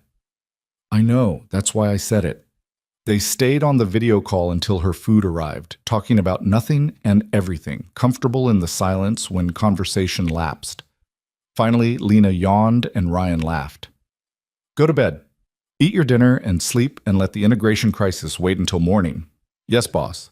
Not your boss. Your partner, reminding you that you're human. I like the sound of that. Partner. Me too. See you Friday? See you Friday. Ryan hung up and sat in his motel room feeling more connected to Lena than he had sitting beside her on her couch. The distance was teaching them both something essential, that love didn't require constant proximity, that trust could survive space, that missing someone was different from needing them to be whole. The fifth day, the Triumph was ready by 10 a.m. The new clutch cable installed and tested. Ryan paid the mechanic, thanked him for the work, and headed north toward home. He could have pushed straight through, made it back by evening, but instead he took his time. Stopped at overlooks, took photos, wrote in coffee shops, savored the last day of solitude. Around 4 p.m., his phone rang. Not Lena, his mother, a rare call that made him nervous. Hi, Mom. Ryan, honey, I've been trying to reach you all week. Your father and I were worried. Guilt stabbed through him. In all his focus on Lena and the trip and his own healing, he'd barely talked to his parents. I'm sorry, I've been on a motorcycle trip, getting some space. Space from what? Did something happen at work? He'd never told them about the resignation, the burnout, any of it. They still thought he was working at Marlowe Manufacturing, grinding toward success they'd understand. The truth felt like admitting failure. I left my job, he said, 2 months ago. I was burning out and I needed to leave. Silence. Then his mother's careful voice, the one she used when she was trying not to judge. You quit? Without another position lined up? I had to, for my health. Ryan, that's... She stopped, regrouped. That's concerning. How are you paying rent? What's your plan? I'm starting a new job in January, Director of Employee Wellness at Marlowe Manufacturing. Better position, better pay, better for my mental health. So you're going back to the same company that burned you out? It was a fair question, one he'd asked himself. It's different now. I'm different, and I'm going back to change the culture that almost broke me. His mother sighed. I don't understand any of this. You've always been so responsible, so focused. This doesn't sound like you. Maybe that's the problem. Ryan kept his voice gentle. Maybe the me, you know, was performing responsibility instead of actually taking care of myself. This is me learning the difference. And the motorcycle trip? Part of the learning. Proving I can be alone and okay. Another pause. Are you seeing someone? A therapist? I'm writing again, the novel I started in college. And I'm in a relationship with someone who's teaching me what healthy support looks like. A relationship? Ryan, you just got out of one. That ended 8 months ago, Mom. This is different. She's different. He found himself smiling just talking about Lena. She's brilliant and driven and learning to be human alongside me. We're good for each other. His mother was quiet for a long moment. When she spoke again, her voice was softer. You sound happy. Different, but happy. I am. For the first time in years, I actually am. Then I guess I'm happy for you, even if I don't completely understand. They talked for another 20 minutes, Ryan explaining his plans, his mother gradually warming to the idea that maybe her son's unconventional choices were actually working. When they hung up, Ryan felt lighter, like he'd set down another weight he hadn't realized he was carrying, the weight of his parents' expectations, their vision of success that had never quite fit. He made it home to his apartment by 7 p.m., the Triumph purring into his parking space like it belonged there. His place looked the same, small and slightly messy and completely his, but he felt different entering it, stronger, clearer, more himself than he'd been in years. Lena texted before he could even get his helmet off. You're home. Can I come over? Or is that too eager? Ryan smiled, typed back. Come over. Bring wine. I missed you. She arrived 30 minutes later with a bottle of red and a smile that made his heart stutter. They stood in his doorway for a moment, just looking at each other, before Ryan pulled her inside and kissed her properly. She tasted like hope and coming home and everything he'd been riding toward. How was it? Lena asked when they finally broke apart, both breathing hard. Perfect. Lonely? Necessary. All of the above. He led her to the couch, poured wine, and spent the next 2 hours telling her about the trip, the roads and the writing and the small towns and the mechanical trouble. She listened with complete attention, asking questions, laughing at the right moments, looking at him like he'd done something brave instead of just taken a week on a motorcycle. "Did you figure out what you needed to figure out?" she asked finally. "Yeah. I figured out that I can be alone without disappearing, that my identity exists outside of work and outside of us, and that's actually what makes me better at both." He took her hand. "I also figured out that independence isn't the opposite of partnership. It's the foundation of it." "I'm still learning that." Lena squeezed his hand. "This week was hard. I wanted to call you 100 times. Wanted to track you down and make sure you were okay. Wanted to control your safety, since I couldn't control your choice. But I didn't." "I know. I'm proud of you." "My therapist is proud of me too. She said sitting with uncertainty is advanced level work." Lena smiled. "We're both doing advanced level work, apparently." "We are.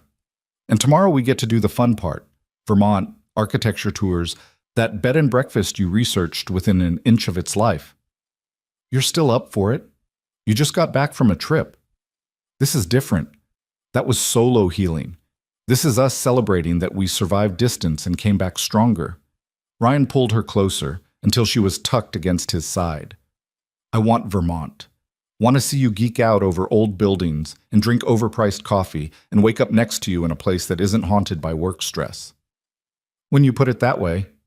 She tilted her face up, kissed him softly. "Thank you for coming home." "Thank you for being home to come back too." They left for Vermont early Saturday morning, Lena driving her BMW because Ryan's entire body was sore from 5 days on the motorcycle. The drive took 4 hours through mountains dressed in late autumn browns and grays, the landscape beautiful in its starkness. They talked the whole way, easy conversation punctuated by comfortable silence, the kind of rhythm that only came from genuinely knowing someone. The bed and breakfast was exactly as advertised, a restored 1890s farmhouse with exposed beams and a fireplace big enough to stand in and views that made Lena actually gasp when they walked into their room. "This is perfect," Ryan said, wrapping his arms around her from behind as they looked out at the mountains. "I might have over-prepared." "You definitely over-prepared. It's one of my favorite things about you." They spent the weekend exploring Stowe, walking the architecture tour while Lena explained design principles and historical context with the kind of passion Ryan recognized from her rare moments talking about buildings instead of manufacturing. She lit up discussing load-bearing walls and roof lines and the way old churches use light to create reverence, and Ryan fell a little more in love with her seeing this version, the woman she might have been if inheritance hadn't determined her path. "Do you regret it?" he asked Sunday morning over breakfast at the place she'd researched. "Not becoming an architect?" Lena considered the question seriously, fork paused over perfectly cooked eggs. "I regret not having the choice, but I don't know if I regret the outcome. I'm good at running Marlowe Manufacturing. I've built something meaningful, employed thousands of people, carried on my grandfather's legacy with innovation he never could have imagined." She met his eyes. "But yeah, sometimes I wonder what I would have designed if given the chance." "It's not too late. You could take classes, do it as a hobby." "Maybe." She smiled. "Add it to the list of things I'm learning to make space for, right after therapy, delegating at work, and actually having a life outside the office." Ambitious list. "I'm an ambitious person. I'm just learning to aim that ambition at being human instead of just being successful." They drove home Sunday evening, both quieter, holding hands across the center console. The weekend had been exactly what they needed, space away from normal life to just exist as a couple without the weight of work or expectations or anything except being together. As they pulled into the city limits, Lena squeezed his hand. "2 more weeks until you start at Marlowe," she said. 2 weeks? You ready for me to turn your company culture upside down?" Terrified and excited in equal measure, she glanced at him. "Promise me something? Anything. When you start, when you're creating programs and challenging policies and doing the work I hired you for, don't hold back because of us. Don't soften your recommendations or avoid conflict because you're worried about our relationship." That's going to make things complicated. I know, but it's necessary. I need you to be the director of wellness who fights for my employees, even when that puts you at odds with me as CEO. Her voice was firm. We'll figure out how to navigate the conflicts as they come, but the work matters more than our comfort. Ryan lifted her hand, kissed her knuckles. You're kind of amazing, you know that? I'm learning. We both are. And they were. Learning to love each other and themselves, learning to build something that honored both their partnership and their independence, learning that healing wasn't linear or simple, but absolutely worth the work. 2 weeks later, Ryan walked into Marlowe Manufacturing as Director of Employee Wellness, ready to fight for the humanity of every person who worked there. Ready to challenge the woman he loved to build something better. Ready to prove that transformation was possible when you were brave enough to choose it. Ryan's first day back at Marlowe Manufacturing started with resistance he should have anticipated but somehow hadn't fully prepared for. He arrived at 7 a.m., earlier than necessary, carrying a messenger bag full of research and proposals and the nervous energy of someone about to challenge an entire corporate culture. His new office was on the 3rd floor, far from Lena's executive suite, a deliberate separation they'd agreed on to maintain boundaries. The space was small but had a window, and someone, probably Lena, had left a potted plant on the desk with a note that read, "Make them uncomfortable. That's the job." L. Ryan smiled, tucked the note in his drawer, and spent the first hour reviewing employee data he'd requested weeks ago. Turnover rates, sick day usage, exit interview summaries, anonymous survey results about workplace satisfaction. The numbers painted a picture he'd lived but hadn't fully grasped from the inside. Marlowe Manufacturing was systematically burning through talented people, losing institutional knowledge and innovation to exhaustion masquerading as dedication. At 9 a.m., he had his first meeting with the executive team. Lena, the COO, CFO, head of HR, and the division vice presidents. Ryan had prepared a 30-minute presentation outlining his initial assessment and proposed interventions. He'd shown it to Lena the night before, and she'd been blunt. "They're going to hate this," she'd said, reading through his recommendations. "Mandatory time off, hard stops on email after 7 p.m., restructured performance metrics that don't reward overwork. You're attacking everything they believe makes this company successful." "I know." "Good. Don't back down." Now, sitting in the conference room where he'd once presented merger projections while running on 4 hours of sleep, Ryan faced the same executives who'd praised his dedication while it destroyed him. Lena sat at the head of the table, perfectly professional, giving him no special recognition beyond a brief nod of acknowledgement. Ryan started with data, showed them turnover costs, productivity losses from burnout, the correlation between employee well-being and innovation metrics.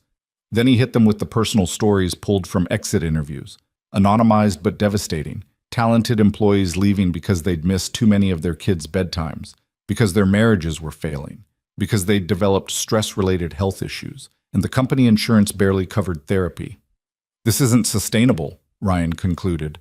"We're treating people as renewable resources when they're not, and the cost, financial, ethical, reputational, is becoming untenable." But Lauren, the CFO, a sharp-eyed woman named Patricia, who Ryan had always respected, spoke first. "Your proposed interventions would reduce available work hours by approximately 15%. How do we maintain output? We hire more people. We stop expecting 60-hour productivity from 40-hour positions. We build systems that work instead of relying on human burnout to bridge the gap. That's a significant cost increase. Less than our current turnover costs. I have the analysis in your packets." Ryan kept his voice calm, professional, refusing to be defensive. "We're spending millions recruiting and training replacements for people we're driving away. Retention is cheaper than replacement." The COO, a man named David, who'd been with the company for 20 years, leaned back in his chair. "With all due respect, Ryan, you burned out because the merger pushed you beyond normal capacity. That was an exceptional circumstance, not the daily reality." "Was it?" Ryan pulled up another slide, this one showing aggregate hours worked across departments over the past 2 years. "These numbers suggest otherwise. The merger was extreme, yes, but the culture that created my burnout exists company-wide. We reward people who sacrifice everything, and we're surprised when they have nothing left." We reward people who deliver results, David countered. That's how business works. It's how our business currently works. I'm proposing we change that. The tension in the room was palpable. Ryan could feel the resistance, the executives exchanging glances that said this idealistic newcomer didn't understand reality. He glanced at Lena, saw her watching him with an unreadable expression, and drew strength from knowing she'd told him not to back down. I understand this challenges fundamental assumptions, Ryan continued, but I'm asking you to consider the possibility that we've normalized dysfunction, that the way we've always done things is actually breaking people, and we have the power and the resources to do better. Lena spoke for the first time, her voice carrying that CEO authority that made everyone straighten slightly. Ryan's recommendations align with research across multiple industries. Companies that prioritize employee well-being see measurable improvements in productivity, innovation, and profitability. This isn't charity, it's strategic investment. You're backing this? Patricia asked, surprise evident. I created this position because I recognized we were failing our people. Ryan's job is to show us how to do better, even when it's uncomfortable. Lena met Ryan's eyes briefly, a flash of support, then returned to executive mode. I expect all of you to seriously consider these proposals. We'll reconvene next week with feedback and questions. The meeting ended with polite tension, executives filing out with Ryan's proposals, and various expressions of skepticism. When the room cleared except for him and Lena, she closed the door. That was brutal, she said. I expected brutal. I didn't expect David to be quite so hostile. He's been here 20 years doing things one way. You're telling him that way is wrong. That's threatening. Lena crossed to where he stood by the window. But you held your ground. I'm proud of you. Even though they all hate me now? They don't hate you. They're uncomfortable, which means you're doing exactly what I hired you to do. She smiled. Welcome back to Marlowe Manufacturing. Feels different from this side. It should. You're not here to produce anymore. You're here to protect the people who do. She glanced at the closed door, then quickly squeezed his hand. Dinner tonight? My place? We can debrief properly. Perfect. She left first, maintaining their professional separation, and Ryan spent the rest of the day meeting with HR to review current policies and meeting with employee resource groups to hear firsthand about workplace challenges. By 5 p.m., his brain was full and his determination was ironclad. The resistance didn't matter. The discomfort didn't matter. This work was essential, and he was uniquely positioned to do it because he'd survived what he was trying to prevent. That evening at Lena's house, Ryan collapsed on her couch with the exhaustion of someone who'd spent 8 hours fighting cultural inertia. How do you do this every day? He asked as she handed him a glass of wine. Push against resistance, defend decisions, lead people who don't want to be led in new directions? Practice. And the bone-deep certainty that I'm right, even when I'm not sure. She sat beside him, tucking her legs under her. Today was your first battle. How do you feel? Like I might actually be able to do this. Like the work matters enough to fight for. He took a sip of wine. Also like I'm going to make a lot of people angry. Good. Comfortable people don't change. Angry people might. Lena studied him. You know what impressed me most about your presentation? What? You didn't soften anything for me. You presented the same brutal assessment you'd give any CEO, including the implicit criticism of my leadership for allowing this culture to develop. That took guts. You told me not to hold back. I did. But there's a difference between intellectually agreeing to be challenged and actually sitting in a room while your boyfriend tells your executive team that your company is breaking people. She smiled. I didn't love it, but I respected it. Ryan set down his wine, turned to face her fully. Can we do this? Actually maintain the separation between professional and personal? Because today was easy compared to what's coming. When I start implementing changes and people push back and some of that pushback goes through you, we'll handle it. Lena's voice was firm. We knew this would be complicated. We chose it anyway because the work matters more than our comfort. That hasn't changed. What if I recommend something you fundamentally disagree with? Then we'll argue about it professionally at work, and we'll process it personally at home. We'll keep the context separate. She took his hand. Ryan, I trust you to do this job with integrity. That means sometimes you'll make recommendations I don't like. That's not a relationship problem. That's you doing exactly what I need you to do. He believed her mostly, but he also knew that theory and practice were different animals, and they were about to test whether their relationship could survive professional conflict. Over the next 3 months, Ryan implemented changes systematically and met resistance at every turn. He instituted a policy requiring managers to justify any meeting scheduled before 8 a.m. or after 6 p.m., and productivity-obsessed executives complained that he was micromanaging their schedules. He created mandatory mental health days that didn't count against sick leave, and the CFO argued it was fiscally irresponsible. He restructured performance reviews to remove metrics that rewarded overwork, and half the senior managers protested that he was coddling employees. Through it all, Lena backed him publicly, while privately admitting the changes made her deeply uncomfortable. I spent my entire career believing that extraordinary results required extraordinary sacrifice, she told him one night in late March, 3 months into his tenure. You're asking me to believe that's wrong, that we can achieve the same results while treating people humanely. That's a fundamental identity shift. I know. I'm asking you to trust data over instinct. I'm trying. But every time someone misses a deadline because they actually used their mental health day, my first instinct is to see it as a failure of your system rather than a success. Ryan understood. He was fighting muscle memory built over decades, corporate culture so entrenched it felt like gravity. But the data was starting to shift in his favor. Turnover had dropped 12% in his first quarter. Sick day usage had decreased.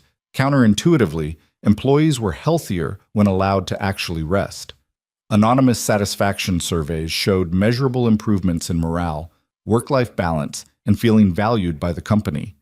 The breakthrough came in April during a particularly contentious board meeting that Ryan wasn't supposed to know about, but Lena told him about anyway because they'd promised each other honesty.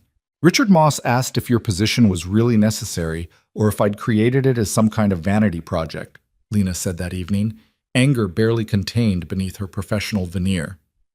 He implied that the changes you're implementing are hurting productivity and that we should cut our losses. What did you say? I showed him the retention data, the productivity metrics that prove we're actually getting more done with fewer people burning out, the client satisfaction scores that have improved because our employees aren't exhausted. She paced her living room, energy coiled tight. Then I told him that if he wanted to question my strategic decisions, he could do it openly instead of hiding behind concern about a single position. Lena, I'm not finished. She whirled to face him.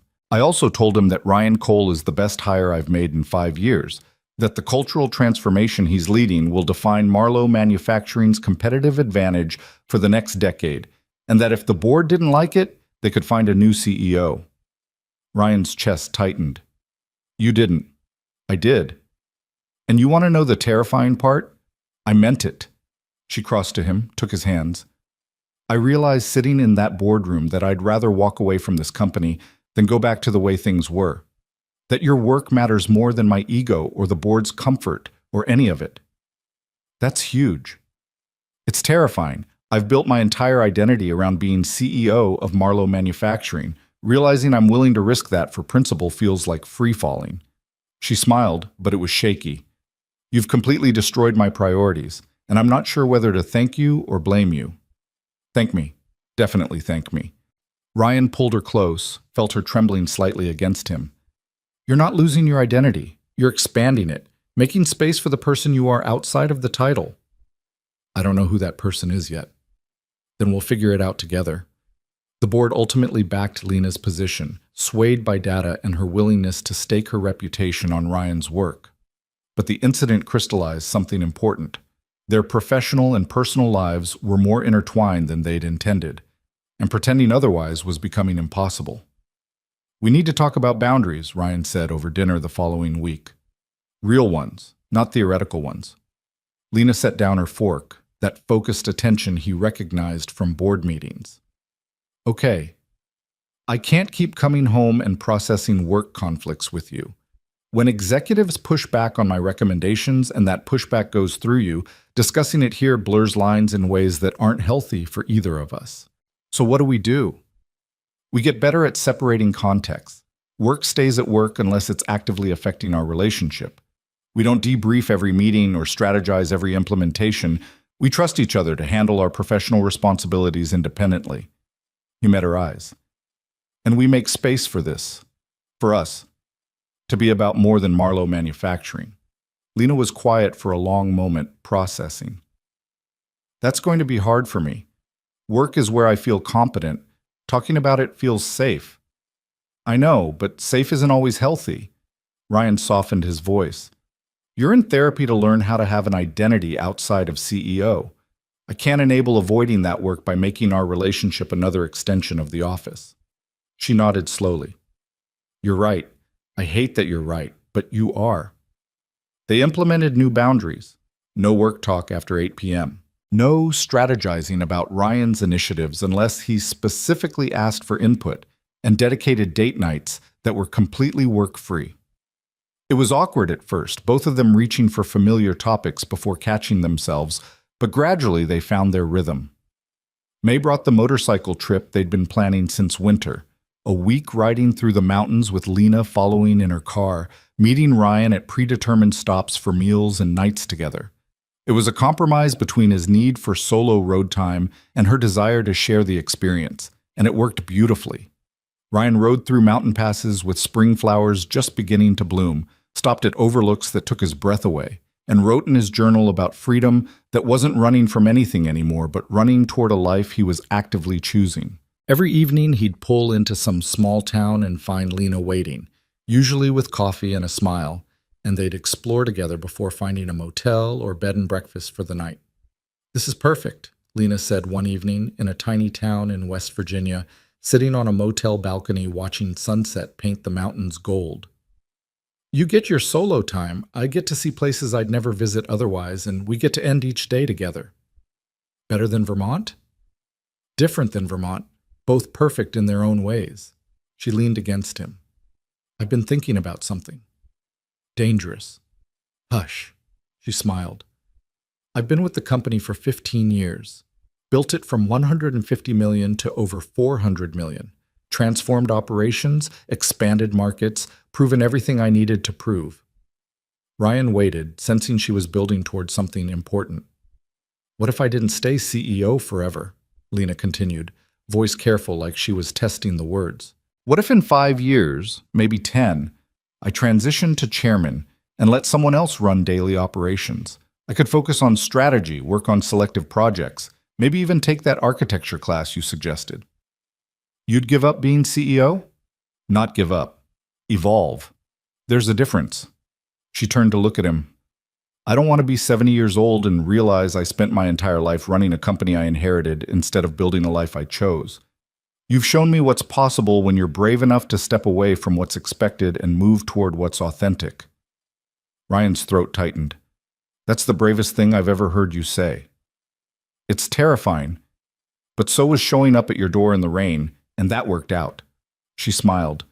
I'm learning that the terrifying choices are usually the right ones. They spent the rest of the trip talking about futures they'd never dared imagine. Lena gradually transitioning out of CEO responsibilities, Ryan building the wellness program into something that could be replicated at other companies, both of them making space for creativity and rest, and the motorcycle trips that fed Ryan's soul. It wasn't a concrete plan, just possibilities sketched in conversation, but it felt like hope. By the time they returned home in late May, something fundamental had shifted. They'd proven that their relationship could survive professional complexity, that distance made them stronger instead of weaker, that building individual identities enhanced rather than threatened their partnership. June brought Ryan's 6-month review at Marlowe Manufacturing, conducted by the COO to maintain separation from Lena. The results were compelling: turnover down 23%, productivity up 8%, employee satisfaction scores at a 5-year high. The wellness programs Ryan had implemented were working, and even the skeptical executives were starting to acknowledge that maybe treating people humanely was actually good business. The board wants to expand your budget, David told Ryan during the review. They're seeing the ROI and want to accelerate implementation across all divisions. That's great, but I want to make sure we're not just throwing money at the problem. Culture change takes time. Understood, but they're bought in now. You've proven the concept. David smiled, something that looked almost like respect. I owe you an apology. I was resistant to your ideas because they challenged everything I believed about what makes companies successful. But you were right. We were breaking people, and you're showing us how to do better. The apology meant more than Ryan expected. He'd spent 6 months fighting resistance, and having one of his biggest skeptics acknowledge the value of the work felt like validation he hadn't realized he needed. That night, Ryan took Lena to the diner where they'd had their first official date, the place with terrible coffee and excellent pie, and memories of choosing to try something terrifying together.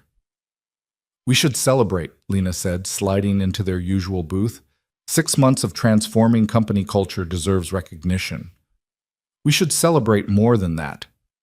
Ryan reached across the table, took her hand. We've been together for 8 months, survived me quitting, coming back, implementing changes that made both of us uncomfortable, maintaining boundaries while building something real. That's worth celebrating too. It is. Lena squeezed his hand. I keep waiting for the other shoe to drop, for this to get too complicated or too hard or too messy. And it's definitely complicated and hard and messy. But it's also the best thing in my life. She smiled. You're the best thing in my life. Ryan felt his heart expand. You're the best thing in mine, though the motorcycle is a close second. I'll accept second place to a vintage Triumph. She paused, then said carefully, I've been thinking about moving. Moving where? Not far, but my house feels like a museum to my grandfather's legacy. I want something that's mine, smaller, cozier, with a better garage for your bike and maybe space for an architecture studio. She met his eyes. And eventually, if things keep going the way they're going, maybe space for you. Ryan's breath caught. You want me to move in? Not tomorrow, but someday, when we're ready, yes. I want to build a life with you that's about our choices instead of inherited obligations. She looked nervous, vulnerable in a way she rarely allowed. Is that too much too fast? No, it's perfect. He brought her hand to his lips, kissed her knuckles. It's absolutely perfect. They spent the rest of dinner planning hypothetical futures, the house Lena might buy, the architecture classes she might take, the road trips they'd take on the Triumph once Ryan felt confident enough to bring a passenger, the novel he was still writing that might actually get finished now that he'd stopped sabotaging himself with overwork. It was all possibility and hope, nothing concrete, but it felt like building something solid anyway. Summer settled over the city, and Ryan found his rhythm at Marlowe Manufacturing. The work was challenging but sustainable, pushing against cultural inertia while seeing measurable change. He'd built a team of 3 people reporting to him, all passionate about employee well-being, and together they were creating programs that were actually making a difference. Lena, true to her commitment, was delegating more. She'd promoted 2 vice presidents to handle day-to-day operations she used to micromanage, carved out time for the architecture class she'd enrolled in, and was actively working with succession planning to identify potential future CEOs. The transformation was gradual but real, and Ryan watched her slowly become more human and less machine.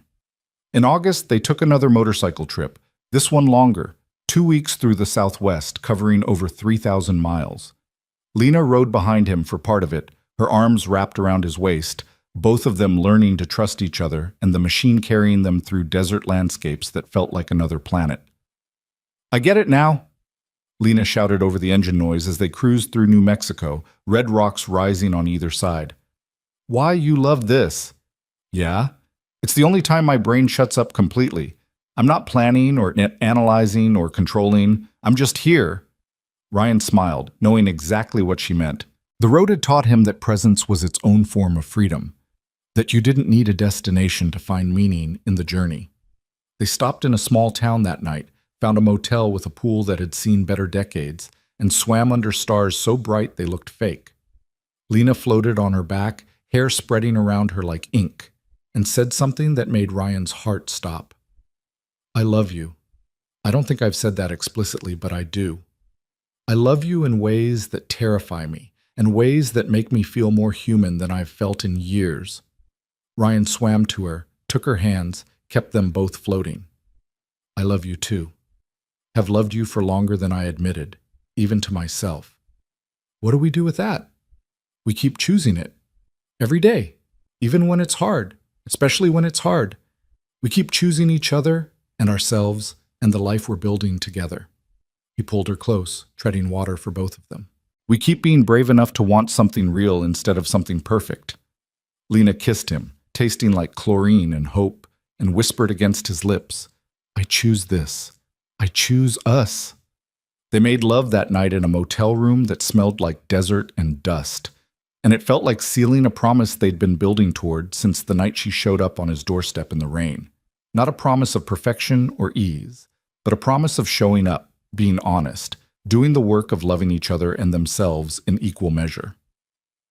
September brought Lena's 42nd birthday, and Ryan planned a surprise that required calling in favors and careful coordination. He contacted her therapist, her assistant, and her closest board member to clear her schedule for a long weekend, then drove her to a small town 4 hours north where a renowned architect was teaching a weekend intensive workshop. What is this? Lena asked as they pulled up to the community college hosting the class. Your birthday present. 3 days learning architecture from someone whose work you've admired for years. No phones, no work. Just you exploring the thing you gave up for inheritance. Her eyes filled with tears. Ryan, you've spent your whole life being what everyone else needed. This weekend, be what you need. I'll be here when you're done. Lena threw herself at him, kissing him hard enough to bruise, then pulled back with a smile that transformed her entire face. Thank you. For seeing me. For this. For everything. Ryan spent the weekend writing in coffee shops while Lena discovered that architectural passion didn't die just because you suppressed it for decades. She came back each evening exhausted and exhilarated, showing him sketches and talking about design principles with the kind of joy he usually only saw when she forgot to be CEO. I'm actually good at this, she said Sunday night, almost surprised. Not just competent, but good. Creative and innovative and, of course you are. You're brilliant at everything you actually care about. I forgot I could care about things outside of Marlowe Manufacturing. She looked at her sketches, then at Ryan. I'm going to keep taking classes, not to become an architect professionally, but just to have something that's mine. Is that okay? It's more than okay. It's essential. October marked 1 year since Ryan had quit Marlowe Manufacturing, 1 year since the burnout that had forced him to choose himself over productivity. He was standing in his office, still small but now decorated with employee thank you notes and photos from wellness events, when Lena appeared in his doorway. Do you have a minute? She asked, professional even though they'd woken up in her bed that morning. For you, always. She closed the door, dropped the professional mask, and smiled. I bought a house. You what? Bought a house. Made an offer last week, closed yesterday, didn't tell you because I wanted it to be a surprise. She pulled up photos on her phone. It's smaller than my current place, has a 2-car garage perfect for the Triumph and whatever project you decide to take on next, and there's a sunroom that would make a perfect architecture studio. Ryan looked through the photos. A craftsman bungalow with original hardwood and built-in bookshelves and windows that seemed to invite light. It was beautiful and human-scaled and absolutely nothing like the Victorian mansion she'd inherited. It's perfect, he said honestly. Move in with me. Lena said it simply, no preamble. I know we talked about someday, but I don't want to wait for someday. I want to wake up with you every morning and come home to you every night and build a life in a space we chose together. Ryan's throat tightened. You're sure? I've never been more sure of anything. You've taught me that choosing what you want instead of what's expected isn't selfish. It's survival. I want this. I want us. I want to stop living in separate places and start building a home together. He kissed her then, in his office in the middle of the workday, breaking their professional boundaries because some moments were more important than protocol. When they broke apart, both smiling, he said, Yes, absolutely yes. They moved in together in November, combining his second-hand furniture with her expensive pieces and creating something eclectic and comfortable in theirs. Ryan set up a writing desk in the sunroom alongside the drafting table Lena had bought for her architecture work, and they spent evenings working in parallel, him on his novel, her on design projects, comfortable in shared silence.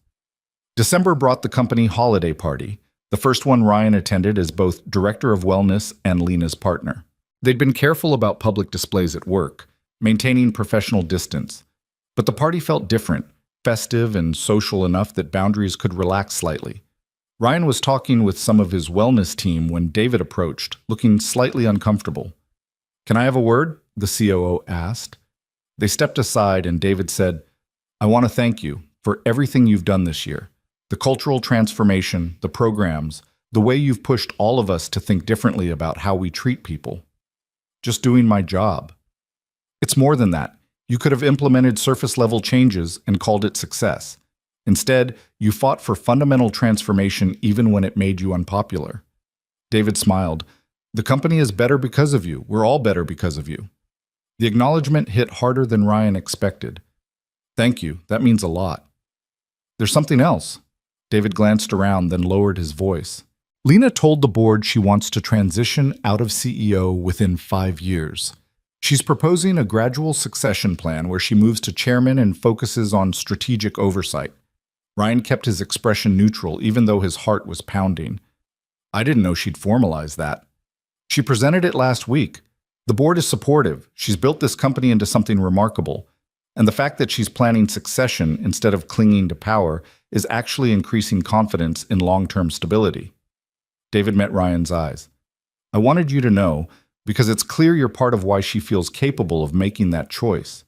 You've given her permission to be more than just CEO." "She's given herself that permission. I just supported the decision. However it happened, it's good for her and good for the company. So thank you for that too." As David walked away, Ryan felt a wave of emotion he couldn't quite name. Pride in Lena for choosing herself, gratitude that their relationship had created space for both of them to transform, hope for futures they were actively building instead of passively inheriting. He found Lena across the room, laughing with a group of employees looking younger and lighter than he'd ever seen her at a company function. She caught his eye and smiled, that private smile that was just for him, and mouthed, "I love you." Ryan mouthed it back, feeling the truth of it settle into his bones. The year ended with them back at that diner on 5th Street, the place where they'd had their first real date, eating pancakes and terrible coffee and talking about the year that had transformed both their lives. "Do you regret it?" Lena asked. "Quitting? Coming back? Any of it?" "Not for a second. You?" "I regret that it took almost losing you to wake me up. But the outcome? No regrets at all." She reached across the table, took his hand. "You saved my life, you know. Not just by creating wellness programs, but by showing me that I could be more than what I'd inherited. That wanting something different wasn't betrayal. You saved mine too. By showing up in the rain when you could have just let me go. By fighting for us when it would have been easier to maintain professional distance." Ryan squeezed her hand. "We saved each other." "I like that better. Mutual salvation." They finished breakfast and walked out into January cold, a new year stretching ahead full of possibility. Ryan's novel was nearly finished, Lena's architecture portfolio was growing, the wellness programs at Marlowe Manufacturing were being studied by other companies as a model for cultural transformation. They were building lives that honored both their partnership and their individual dreams, proving that love didn't require sacrifice when both people were committed to growth. "Where to next?" Lena asked as they stood on the sidewalk, breath fogging in cold air. "Home," Ryan said. "Our home." "I like the sound of that." They drove back to the craftsman bungalow they'd made theirs, walked through the door hand in hand, and settled into the life they'd been brave enough to choose. The Triumph sat in the garage, ready for spring rides. The sunroom held their creative work, evidence of dreams they were actually pursuing. The bedroom they shared was warm and comfortable, and proof that intimacy could survive complexity when built on honesty. That night, curled together on the couch with a fire crackling and snow beginning to fall outside, Lena said something that felt like an ending and a beginning all at once. "I used to think success meant never needing anyone, being so competent and complete that dependence was weakness." She turned to look at Ryan. "But you've taught me that real strength is being vulnerable enough to need someone and brave enough to let them need you back. That partnership isn't about completion, it's about two whole people choosing to build something together." Ryan kissed her forehead, held her close, and felt gratitude for every painful step that had brought them here. The burnout that forced him to quit, the rain-soaked confession on his doorstep, the motorcycle trips and therapy sessions, and difficult conversations and boundary setting and all of it. Every hard choice had been worth it. "I love you," he said, "and I'm proud of us. For doing the work, for choosing growth, for building this. I love you too. And I'm proud of the life we're creating, one that honors work without being consumed by it, that makes space for dreams and rest in each other." They sat in comfortable silence, watching snow fall through the window, both thinking about futures they were no longer afraid to want. Lena would gradually transition out of CEO, maybe become chairman, definitely keep taking architecture classes and designing buildings that would never be built but mattered anyway. Ryan would continue transforming company culture, finish his novel, take longer motorcycle trips, maybe start teaching other companies how to treat people humanely. But more than any individual achievement, they'd keep choosing each other, keep showing up through the complicated parts, and the beautiful parts, and the mundane everyday parts that actually made up a life. Keep being brave enough to want something real instead of something perfect. Outside, snow continued falling, blanketing the city in white. Inside, Ryan and Lena sat together in the home they'd chosen, the life they'd built, the love they'd fought for. It wasn't the ending either of them had imagined when she showed up on his doorstep a year ago, drenched and desperate and terrified. It was better. It was real. It was theirs. And that was more than enough.